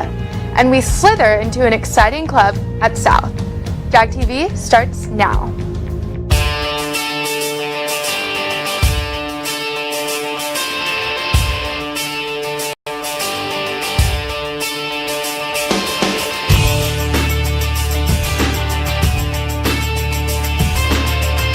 Broadcasting from the Jaguar studio in the heart of Blue Springs South High School.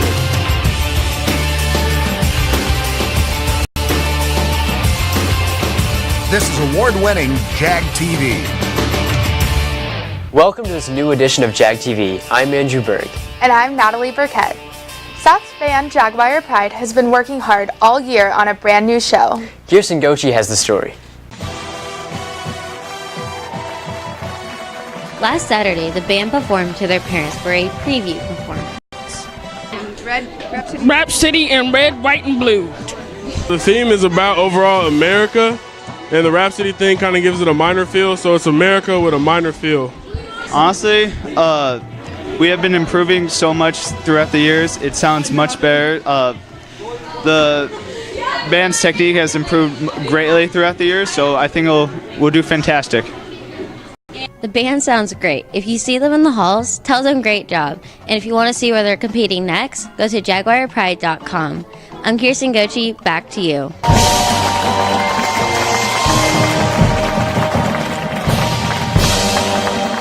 The band competes in Nebraska on Saturday, September 23rd.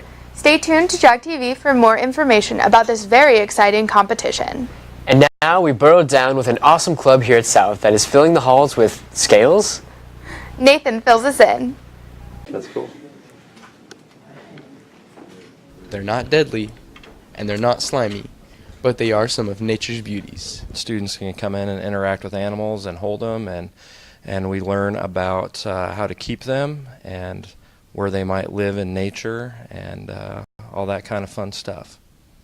This corn snake, along with many other snakes and lizards, will all be at Reptile Club. Throughout the year, we have guest speakers come in and bring in animals most students probably wouldn't be able to see outside of a zoo or things like that.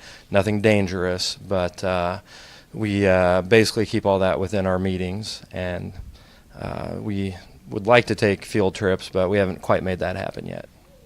So if you're interested in joining Reptile Club, come on down to room 4 in the science hallway. I'm Nathan for Jag TV. The Reptiles Club first meeting is September 21st, and homecoming is on the way. The homecoming game will be played on the 29th, and the dance will be on Saturday, September 30th. So be ready to cheer for your Jags and then dance the night away. Did you know that we have a store that sells everything you'll ever need right here in our school? Grant Wall shows us where the store is and how it works. The Jag Den, a unique store here at Blue Springs South, run by the students in the marketing department along with marketing teacher Miss Ray. Well, the Jag Den actually was established the same time that our school was built in 1992, and Mrs. Van Camp was the original marketing teacher here, and she started the school store, and it's evolved quite a bit since then. It used to be in the office off of the marketing classroom, and now we have a great facility within our building, something that I know that many other schools would be envious of having. We have a little of everything, so it's not just a snack store, but we do have drinks and snacks, which are all Smart Snack Schools compliant. We also have school supplies, so if you need a mechanical pencil or a piece of poster board, we have all kinds of school supplies, as well as lots of different apparel and spirit items. So there's really something for just about everybody. Stop by the Jag Den anytime before school or during lunch here in room 605. I'm Grant Wall for Jag TV. Back to you. Take advantage of this unique opportunity and visit the Jag Den today. And make sure you stay tuned to this episode of Jag TV. Up next, we learn all about our Jaguar sports teams.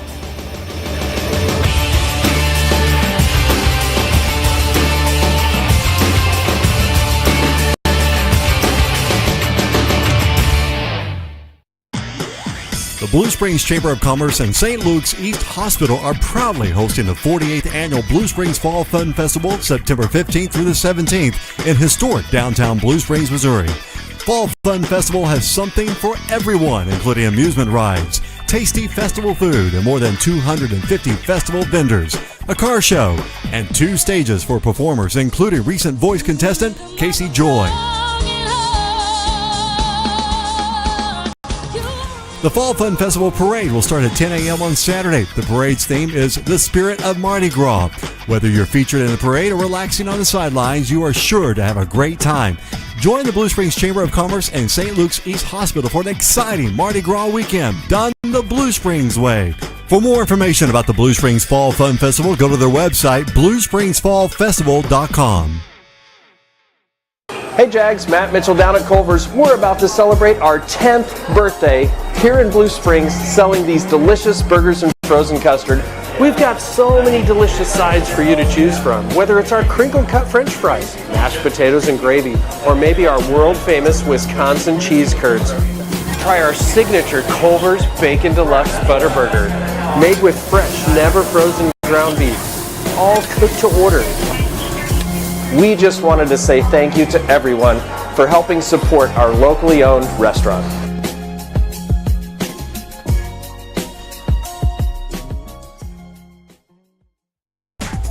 There will always be reasons to celebrate, so why not celebrate with your own custom designed shirt? Big Frog is the perfect place.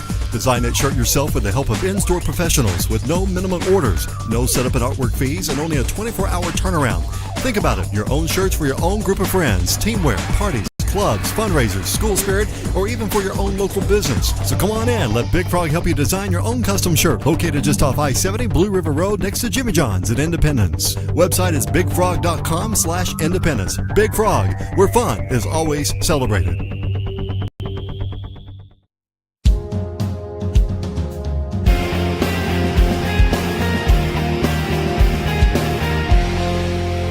Volleyball continued their dominating streak this past Thursday, beating Lee Summit 2-1, which improved their record to 7-0, but then losing this past weekend. Girls softball also played last Tuesday against Blue Springs. After starting out the game going down 6-1 in the 3rd inning, they came back and completely destroyed the Wildcats 17-6. They also played Battle High School Thursday, losing 10-8. Boys soccer also played on Thursday against Rutgers, losing 4-1. And on Friday, the football team played Staley, losing 41-37 in a close game. with great record-breaking performances from quarterback Brody Parker, who broke the passing record, wide receiver Ethan Swanigan breaking the receiving yards and receptions record, and kicker Nathan Rockwell breaking the school record with the longest field goal at 49 yards. They next play at home against Olathe North. I'm Thomas Sutsy, now to Patterson with reminders. Hey Jags, a few quick reminders about upcoming events. The homecoming parade is September 28th at 6 p.m. with the homecoming game following the next day. The dance will be held on September 30th from 7 to 10 p.m. and the theme is Super Night and Nintendo. Fall Fun Fest is starting this weekend, Friday, September 15th and running through Sunday the 17th. Financial Aid and College Planning Night is September 20th at Blue Springs High School starting at 6 p.m. And speaking of college, the College Fair is coming up on October 9th at 6:30 in the Commons and the Big Gym. That's what's going on around South. Now we check in with Derek to see what's going on in the city and beyond. Thanks, Patterson. In Kansas City this week, the Renaissance Festival is back in town, hosting a variety of family-friendly attractions such as scavenger hunts, parades, and much more. The festival will be held every weekend until October 15th in Bonner Springs. And if you're looking for another fun event, Saturday, September 23rd is Blue Springs Night Ride. Bicyclists of all ages are encouraged to light up the night for a bicycle ride around downtown Blue Springs. Prizes will be awarded to excessive uses of lights. You can register at bluespringsgov.com. In state news, several school districts across Missouri plan on funding what was once the statewide ACT exam for all juniors. After Governor Eric Greitens' decision to cut funding this past July, districts like St. Louis, Columbia, and Kansas City have chosen to cover the testing expenses. This past Sunday was the annual Miss America competition. St. Charles native Jennifer Davis represented Missouri and became the first runner-up to winner Kara Munn from North Dakota. Across the country, the condition of Hurricane Irma is no longer at Category 5, but has weakened down to just a low-pressure system ending in the Tennessee Valley with a moderate rainfall. Blue Springs South is still taking donations for all hurricane victims. That money can be turned into Room 1019. Despite the hurricane havoc, box office numbers skyrocketed this weekend with the release of New Line Cinema's new movie, It, based off Stephen King's It. The film earned itself $123 million in its opening weekend. That's all for City State Nation. I'm Derek Mammon. Back to you. Up next, we reveal our Freedom Fitness health tip and the best place for fall fun this year.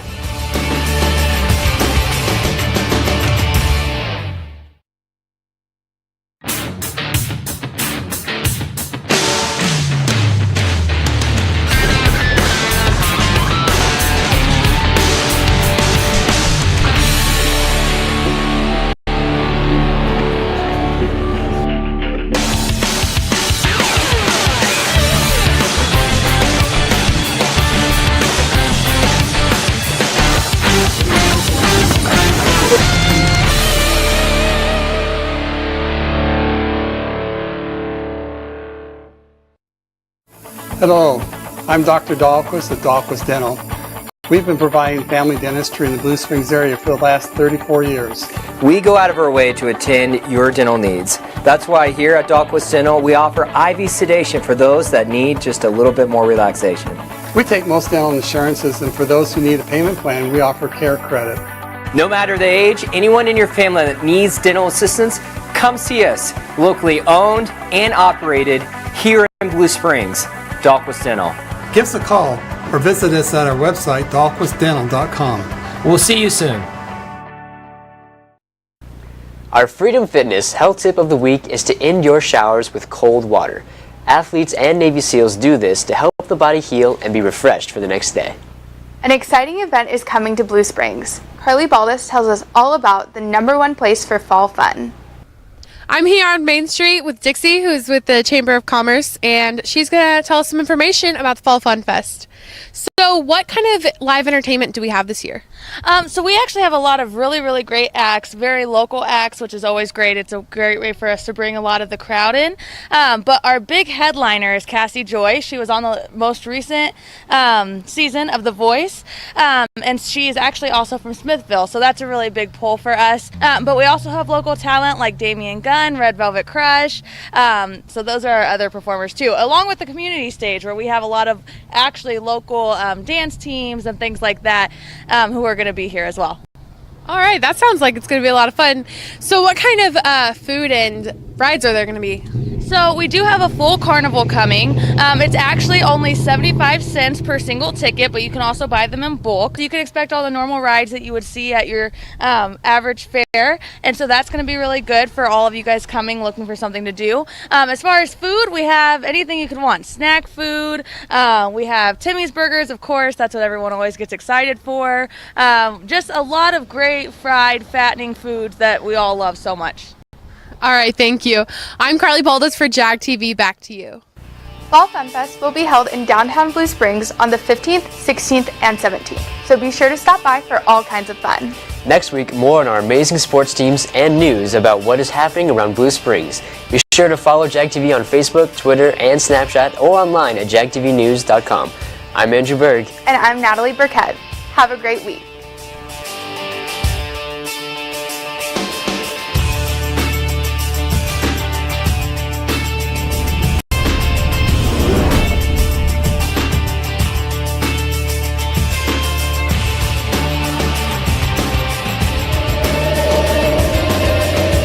Follow us on Facebook, Twitter, and Snapchat. Sign up today.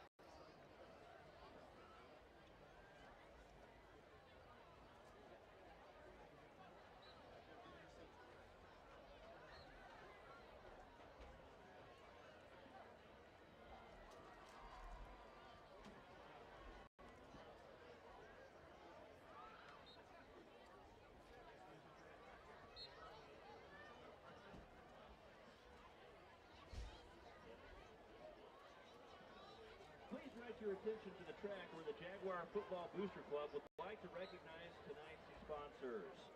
Tommy Frederick of Summit Strength Physical Therapy, Mike and Tara Golden of Golden's Plumbing, Robert Crook of Southwest Technologies, Kurt and Jill Ochdal of Dental Arts, Kesh Hecker of Griner Orthopedics, Rick Chamberlain of Country Financial, Steve Guerin of Cable Dahmer Chevrolet, Noah Michael of White Oak Dental. And here we are. Welcome back to Larry Stewart Memorial Stadium. Here with a few first half stats for the Blue Springs South Jaguars. They have 30 rushes for 220 yards and 4 scores. Parker passing 6 for 11, 54 yards and a touchdown.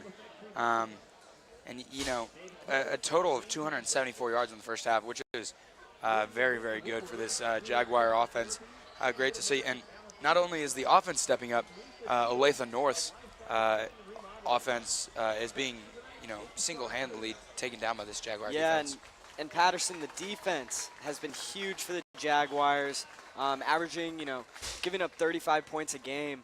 They come into this one, a shutout through the first half, and they've only allowed 16 rushes or 12 yards on 16 rushes, excuse me.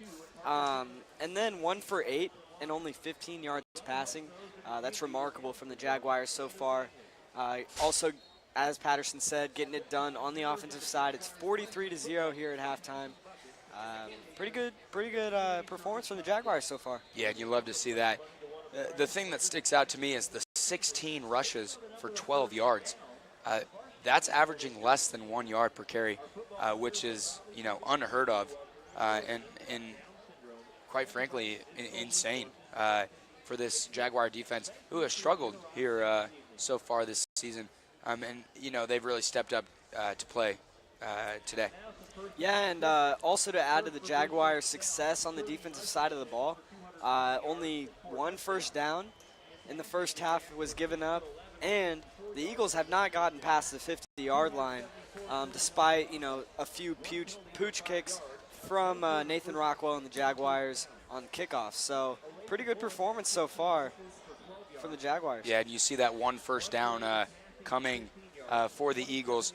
In the very opening moments of the game, and it's so difficult for an offense to get going when you don't have first downs. You can't move the ball, can't keep the defense off the field, wears down on the defense, which results in the score that we see right now in 43-0.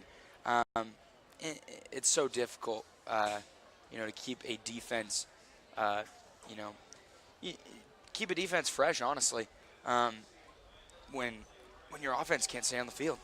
Yeah, and the Jaguars have done a really good job of containing Mason Myers. He's dropped a couple of passes and even fumbled a football.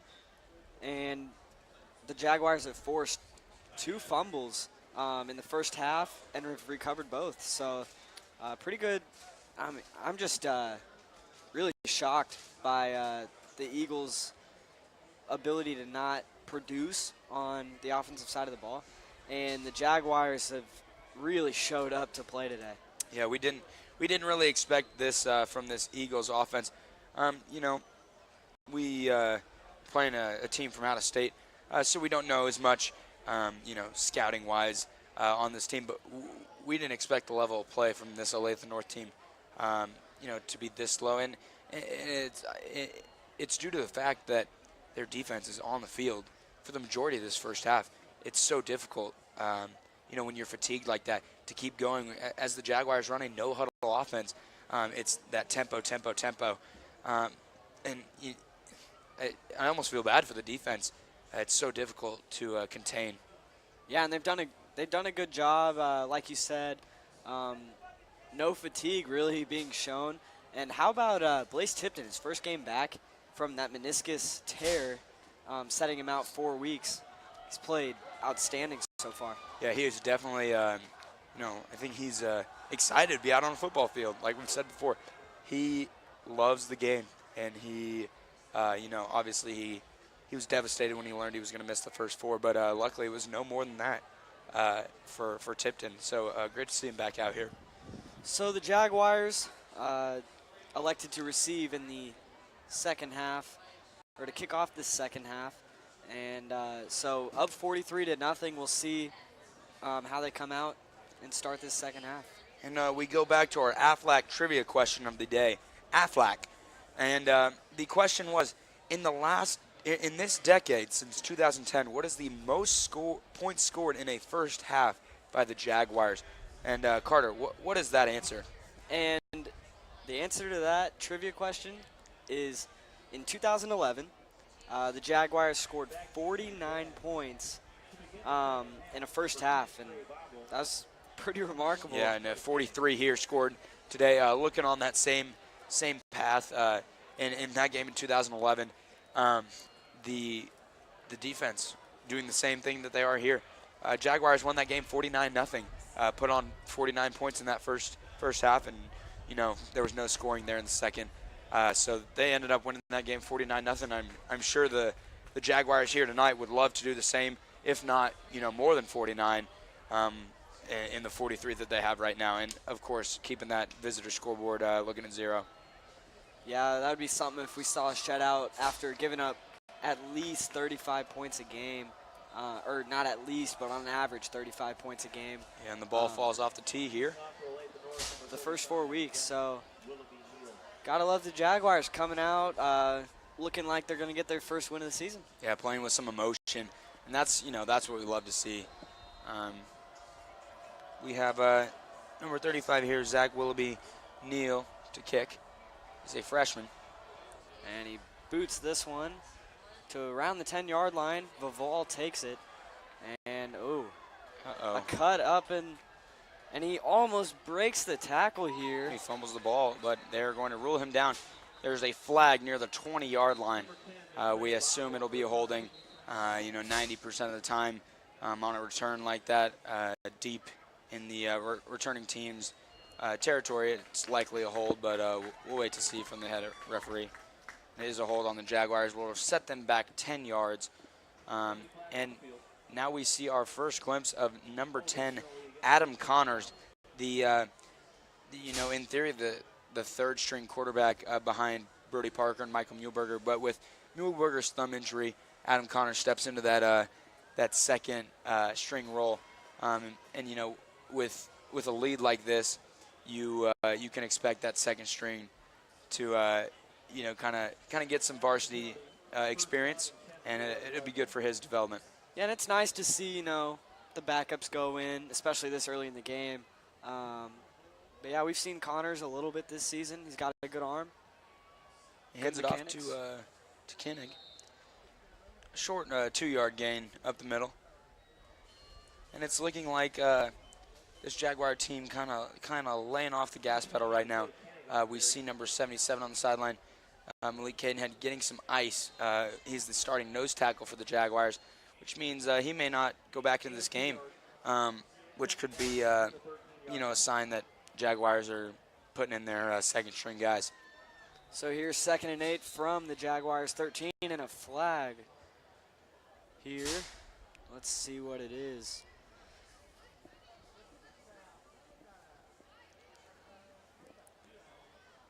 It's a false start on the Jaguars, set them back 5 yards, making it 2nd and 13. So yeah, tough break for the Jaguars there. It'll definitely make it a little bit tougher to get this first down.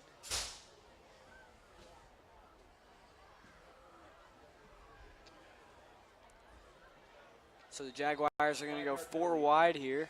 2nd down and 13 from the 8.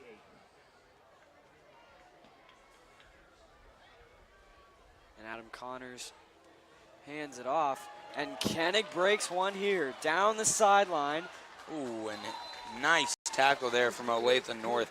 Number 20, Javon Parrish, 5'7" senior. Said his name quite a few times. Running a very quick, speedy guy out of the backfield, and Koenig down to the ground. And Parrish a little shaken up after that one. Good effort, though, from Parrish. Good for a first down. Parrish, a senior for the Eagles.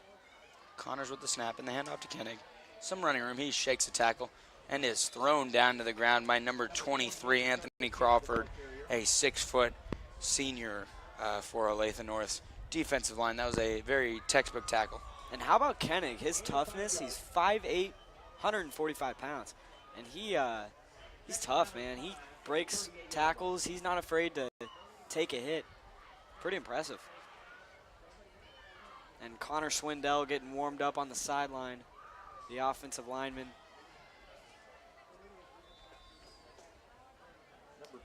And a short gain there on 2nd down. Makes it about 3rd and 3 for the Jags.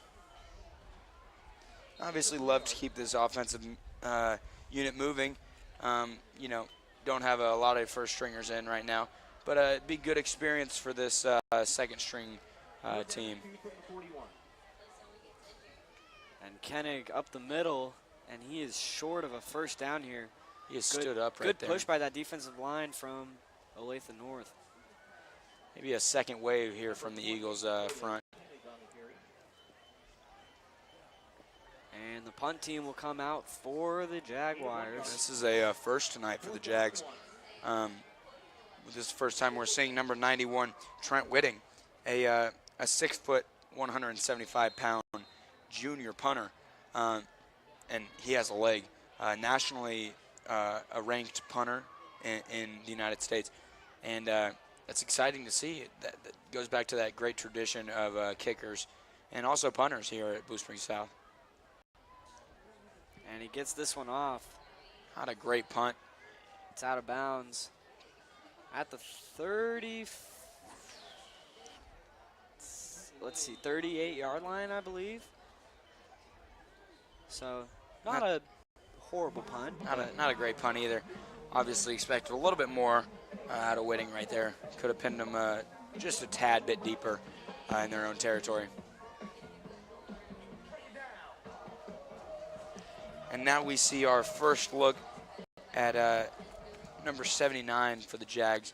I believe that is Connor Swindell, a fan favorite into the game at nose tackle.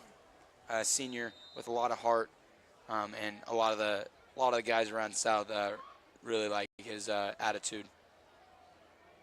There you see him in on the tackle. Connor Swindell with a shoestring tackle to stop the Eagles for a very short first down gain. And Swindell, a senior, he's got all the tools, but it's tough to, play defensive tackle and try and play ahead of Kane Head, who's a 2-year starter. Yeah, Caden Head, a guy who's really done a good job of locking down the middle. And you see number 95, number 51, Jalen Smith, and Tillman McClooney flip sides. So Tillman McClooney will be coming off the right side. And there it is, number 79. Again, we mentioned the name, Connor Swindell. And, we're loving this play out of Swindell, making a lot of good plays. And, we didn't expect it.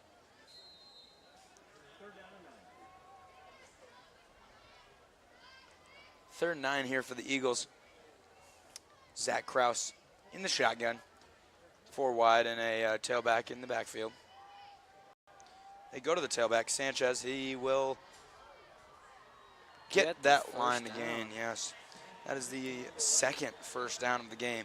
Coming in the third quarter with 5:11 to play. And, that's not a great sign of how this game's going, and obviously the score dictates that.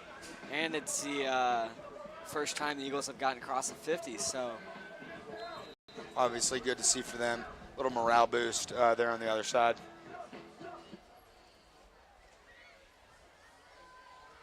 And Kraus pitches it.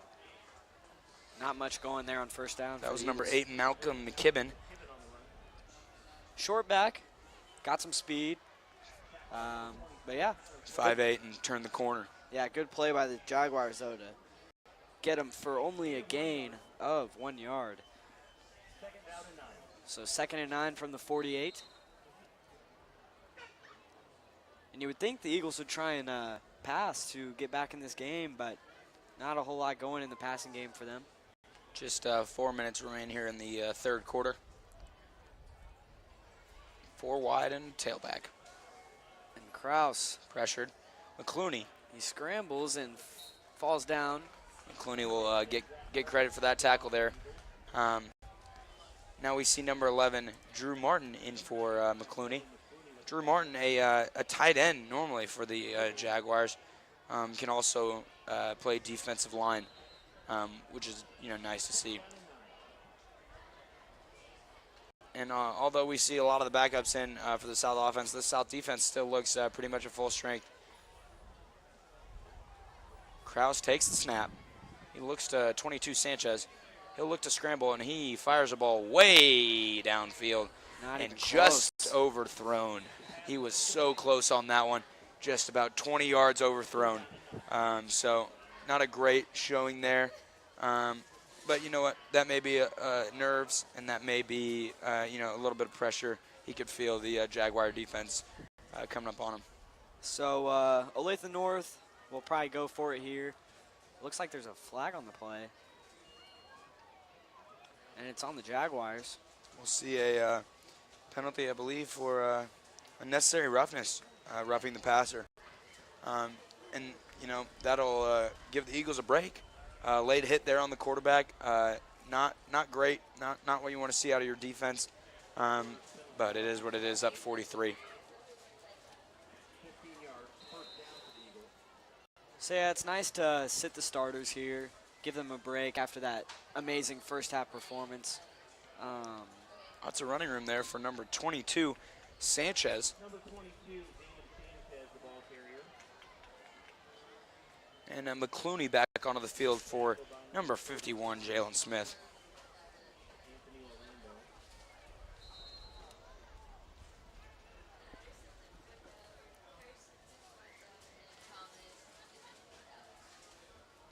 Second and 6 here from the Jaguars 29. And Kraus will hand it off.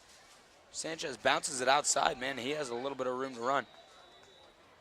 He's taken down right around the 25-yard line. Yeah, Sanchez showing off that speed there, getting around the corner. Not enough for the first down.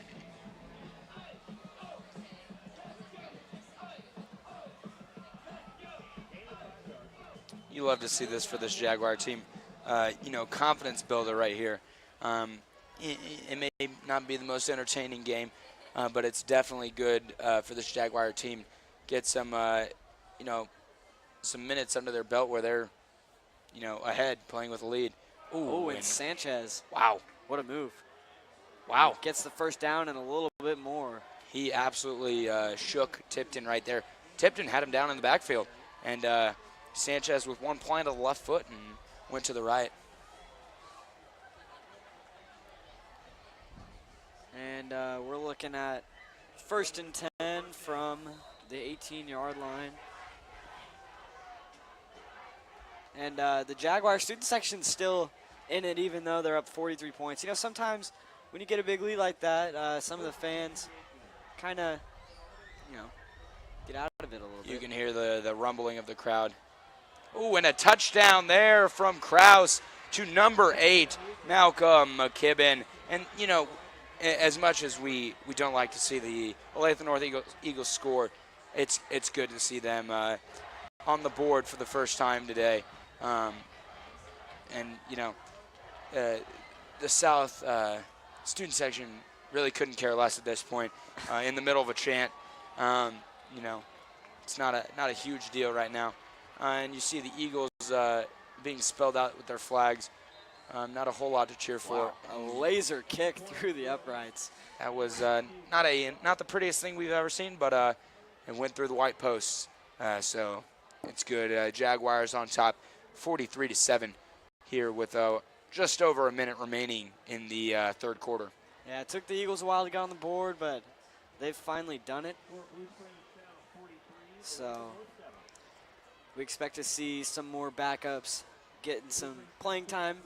It's always nice. They go to countless hours of practice, and they finally get to go into their varsity game, and, Yeah, they work just as hard as everyone else on the team. Yeah. They're at practice every day, just like all the starters are.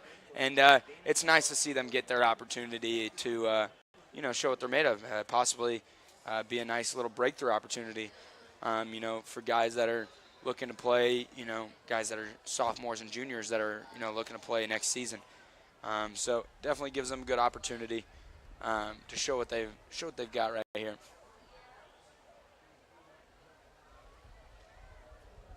So Olathe North will kick off here. And there to kick for the Eagles is number 35, Zach Willoughby Neal. And we've said that name a few times. He was down with an injury, but seems to have come back. He is a freshman, very impressive. Not quite grown in yet, and he has the stature of what you would expect of a freshman, 5'8", 165, but still a very good football player, and obviously the kicker and the strong safety. So he'll kick one deep. And into the end zone, wow. It was very impressive from the young freshman. A touchback, 2, 3, 4 yards deep.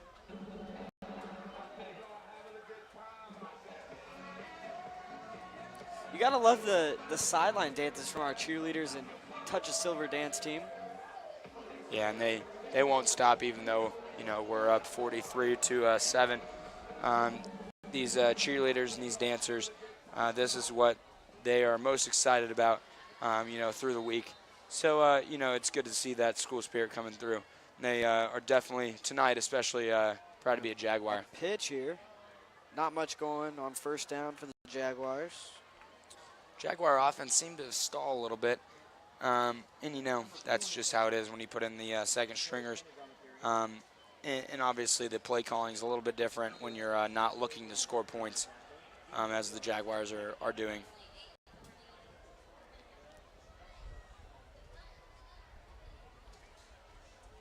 Connors hands off to Koenig, and he has a little bit of running room, but not too much, down to about the 24-yard line for the Jaguars.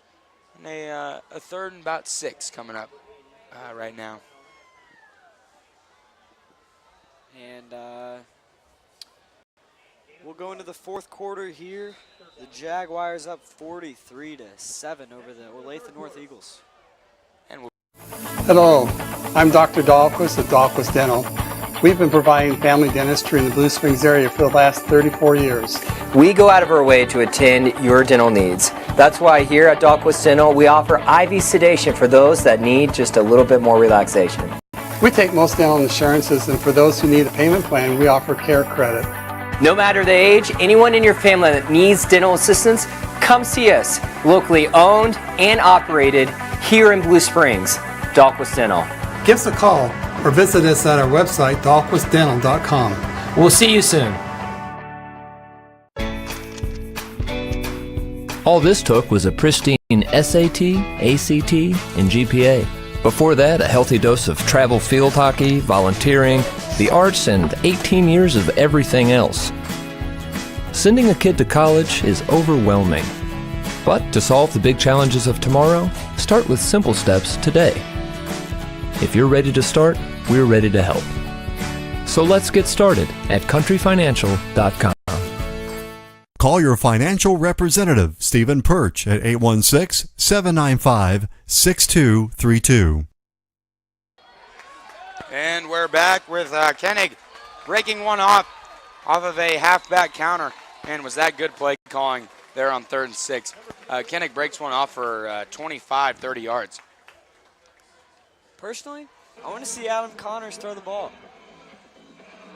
He's the cousin of Cale Connors, who was an all-state safety his junior year, which is when 2015. Obviously, Blue Springs South won state that year, so that's pretty cool. Connors carrying the legacy.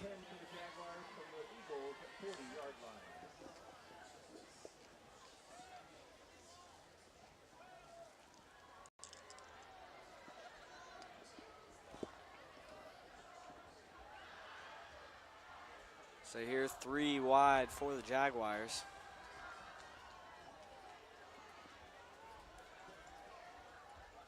Connors hands it off once again. And Koenig looks to have some daylight here. 10-5, just short of the goal line. And was that a beautiful run from Koenig right there. And Koenig kind of stuffing the stat sheet here in the 4th quarter. A little bit of garbage time, you know, a fantasy owner's dream. You know, picking up these, you know, that's a good 4 fantasy points right there as they started near the 40-yard line and got down to the Eagles 3. We'll see if this Jaguar second team offense can punch one in right here.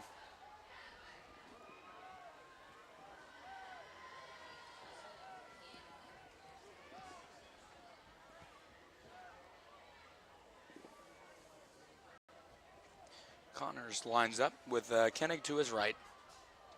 Same play again. Nothing really going there. Eagles swarming on that one. Kind of picked up on that play calling right there.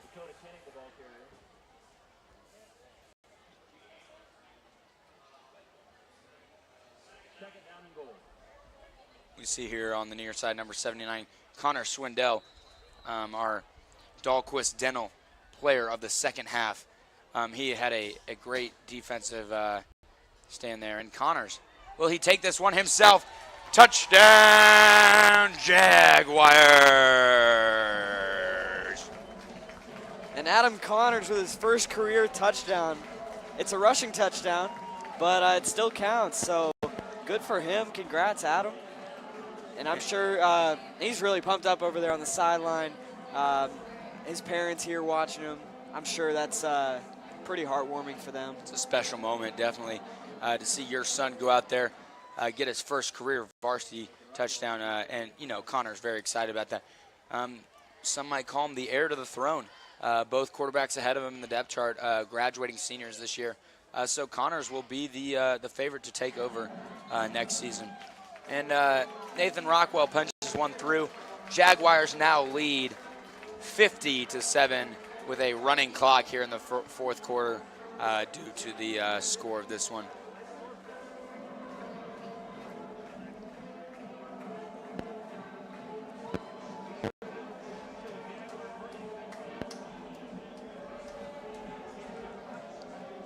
So a blowout here.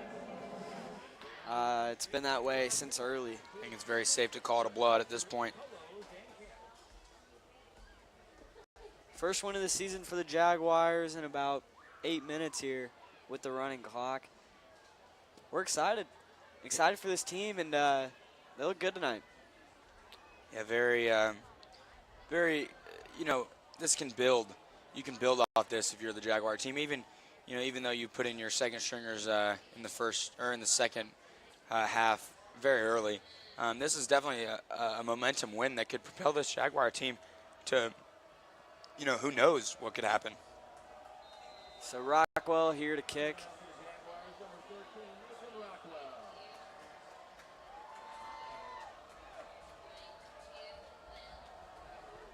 And this one is into the end zone. It'll be a touchback. Actually, out of the end zone. Rockwell still feeling it, up 43. Yeah, kicking into with the wind, I should say.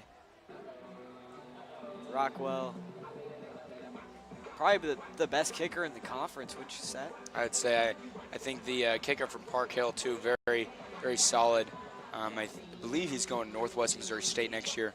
But Rockwell and that kicker from Park Hill, both very good. And this is a Suburban Gold conference that, not only talented skill position players, talented all around, from quarterbacks to kickers. So it's great to see. Yeah. Absolutely, Patterson. And not much going here on first down for the Eagles.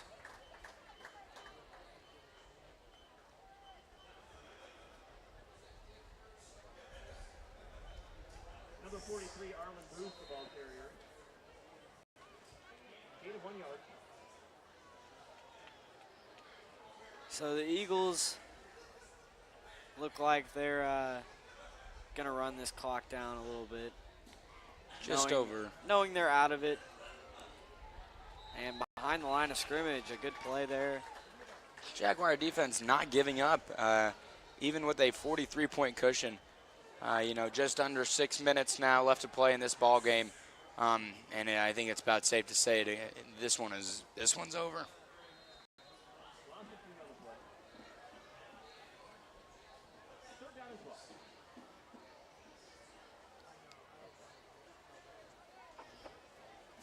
And a third down here for the Eagles.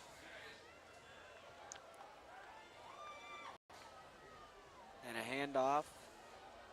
Breaks a tackle, but he will be wrestled down near the 23-yard line. 43, Arlen Bruce, the ball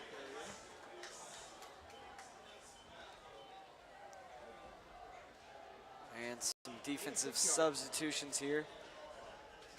4th down and 6.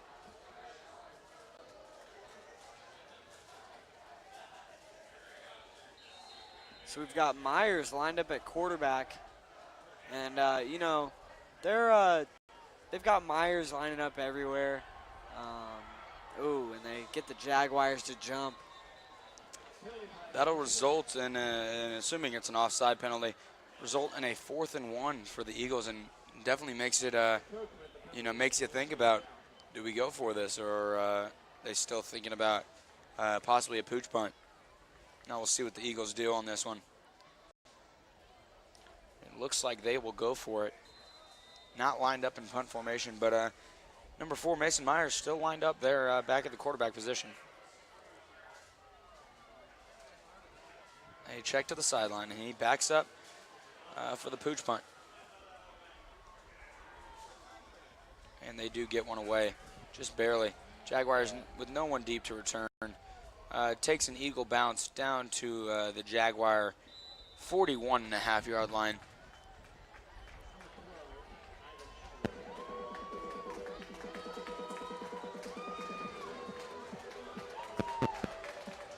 And this one is all but over right now here from Larry Stewart Memorial Stadium. Jags with a 43-point cushion and 3.5 minutes to play.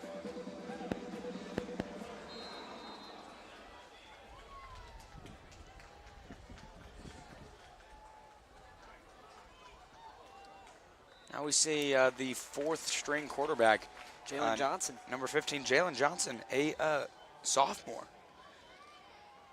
into the game.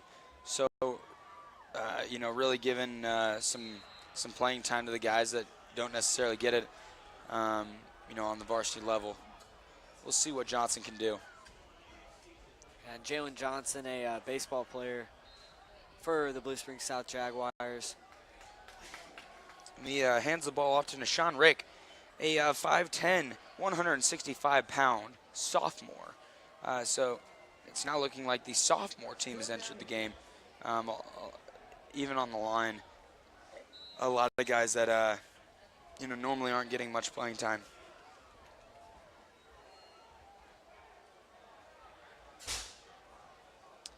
And Johnson and Rick lined up in the backfield. 3rd and 5 here. And Rick finds a hole. Middle, he keeps driving, man, those legs. Forward progress should take him across the line to gain. Should be a first down for the Jaguars. They can pretty much just run this one out. Just over 2 minutes coming and the chains are moving.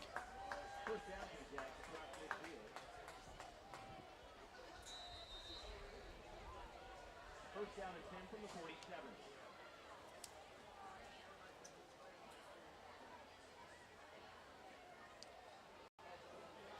Jalen Johnson still in there, quarterback.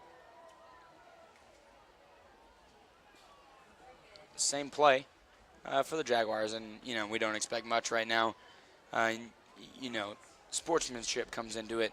Up 43, you don't want to be passing the ball over the field, even with a running clock. So just over a minute left to play in this one, and this one's you can put this one in the books. Looks like a Jaguar victory tonight. See the Jags milking the play clock, really trying to, wind this one down. Don't want to risk injury, and see the same play being called once again. Nishan Rick, right up the middle, and keeps those legs churning, and that's a beautiful thing to see for the Jags. That tradition of running backs, and that'll wind this one down. Jags will have to run what looks like 1 or 2 more plays to end this one. And what's look like, if they get the snap off, this game will be over. And if something crazy happens, the Jaguars will win this one by a score of 50-7. Just under 20 seconds to play in this one. 5 on the play clock. Have to get everyone set, and they were not. And then the referees throw the flag. And this clock will tick down to the end of the game. And quick little and the clock keeps running. And this one is over for the Jaguars. And all around, just a great showing. Jaguars coming out on top 50-7 in this one over the Olathe North Eagles. And we'll be right back with our post-game show presented by Dahlquist Dental.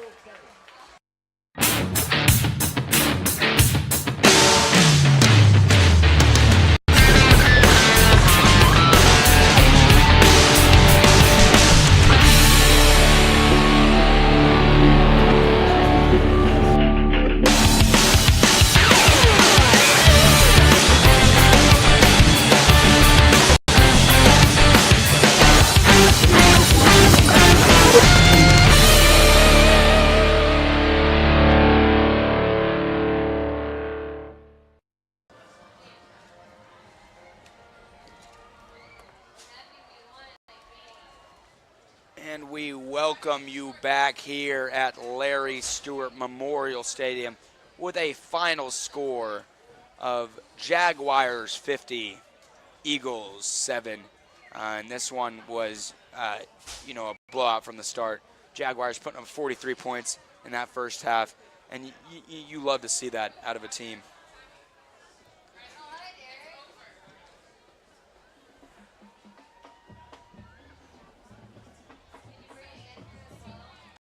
And so, this Jaguar team all around looked very, very good. You'll see them huddle up on the field. Both teams with a great show of sportsmanship right now. It was a hard-fought battle for all of them. And you know what? It's a little difficult to find the positives in this one for the Eagles. But obviously the Jaguars with a lot of great things, a lot of good things to be happy about. We saw them put up huge numbers on offense. The defense is great. It's an all-around really good effort for the Jags. Yeah, and something that really stood out to me from this game was the Jaguars' defense in the first half. You know, like we said at the halftime show, only 1 first down, didn't allow them to get across the 50, 12 rushing yards on 16 carries, 1 for 8 with 15 yards passing-wise. They looked really good tonight. They did. And you know, this Eagles team, not top-notch competition that the Jaguars are used to seeing, but definitely a good confidence build for this Jaguar team. And how about Austin Terry? He looked great tonight. I think he might have gotten over 200 yards rushing. Yeah, and we're not Pretty quite close. sure, haven't received the final stats. But, you know, this Jaguar team, very, very solid outing. And we love to see that after a team that struggled so greatly, you know, through the first 4 games of this season. And we talked earlier on that defense. 7 points is a beautiful thing to see. Yes, for sure. From this defense, you know, considering what's happened in the last 4 games. Yeah, and how about Trey Vavall? That was probably our play of the game. The punt return for a touchdown early in the first quarter really set off this game, and it was over after that. Yeah, it set the tone for this one. That Vavall punt return for a touchdown, I mean, you feel at that moment the Jaguars got something going for them. They're not going to lose this one tonight, and it's good in front of a home crowd. They definitely wanted to see a Jaguar victory, and I think they got what they wanted. Yeah, and the Jaguars will take on Raymore Peculiar next weekend at Ray-Pec. What do you expect from that one? I think it'll be a tough test for the Jaguars. Raymore Peculiar's running back, Chris McKenzie, very, very solid, quick, tough runner for that Panther team. And it'll be interesting to see how this defense tonight versus the defense that we've seen in the last 4 games. It'll be nice to see if this defense shows up again. Yeah, and it was nice to see Blaze Tipton back tonight for the Jaguars. He had a great first half. And it'll be interesting to see, like you said, I mean, with Tipton back, this defense is just a whole nother defense. Yeah, we're excited to have him back for sure. And, you know, he missed, we touched on it before, but he had missed the first 4 games. So, you know, he wanted to be out on the field. Let's hope that this Jaguar team can kind of feed off of him and take some of his energy and feed it into the next one. Yeah, and the momentum just looked different, you know, tonight for the Jaguars. All around, all sides of the ball. Gotta love it. And that'll be it here from Larry Stewart Memorial Stadium. Final score, Jaguars 50, Eagles 7. I'm Patterson Fallis. And I'm Carter Woods. Good night. Hello, I'm Dr. Dahlquist at Dahlquist Dental. We've been providing family dentistry in the Blue Springs area for the last 34 years. We go out of our way to attend your dental needs. That's why here at Dahlquist Dental, we offer IV sedation for those that need just a little bit more relaxation. We take most dental insurances, and for those who need a payment plan, we offer care credit. No matter the age, anyone in your family that needs dental assistance, come see us. Locally owned and operated here in Blue Springs. Dahlquist Dental. Give us a call or visit us at our website, dahlquistdental.com. We'll see you soon. Hey Jags, Matt Mitchell down at Culver's. We're about to celebrate our 10th birthday here in Blue Springs, selling these delicious burgers and frozen custard. We've got so many delicious sides for you to choose from, whether it's our crinkle cut french fries, mashed potatoes and gravy, or maybe our world famous Wisconsin cheese curds. Try our signature Culver's Bacon Deluxe Butter Burger, made with fresh, never frozen ground beef, all cooked to order. We just wanted to say thank you to everyone for helping support our locally owned restaurant.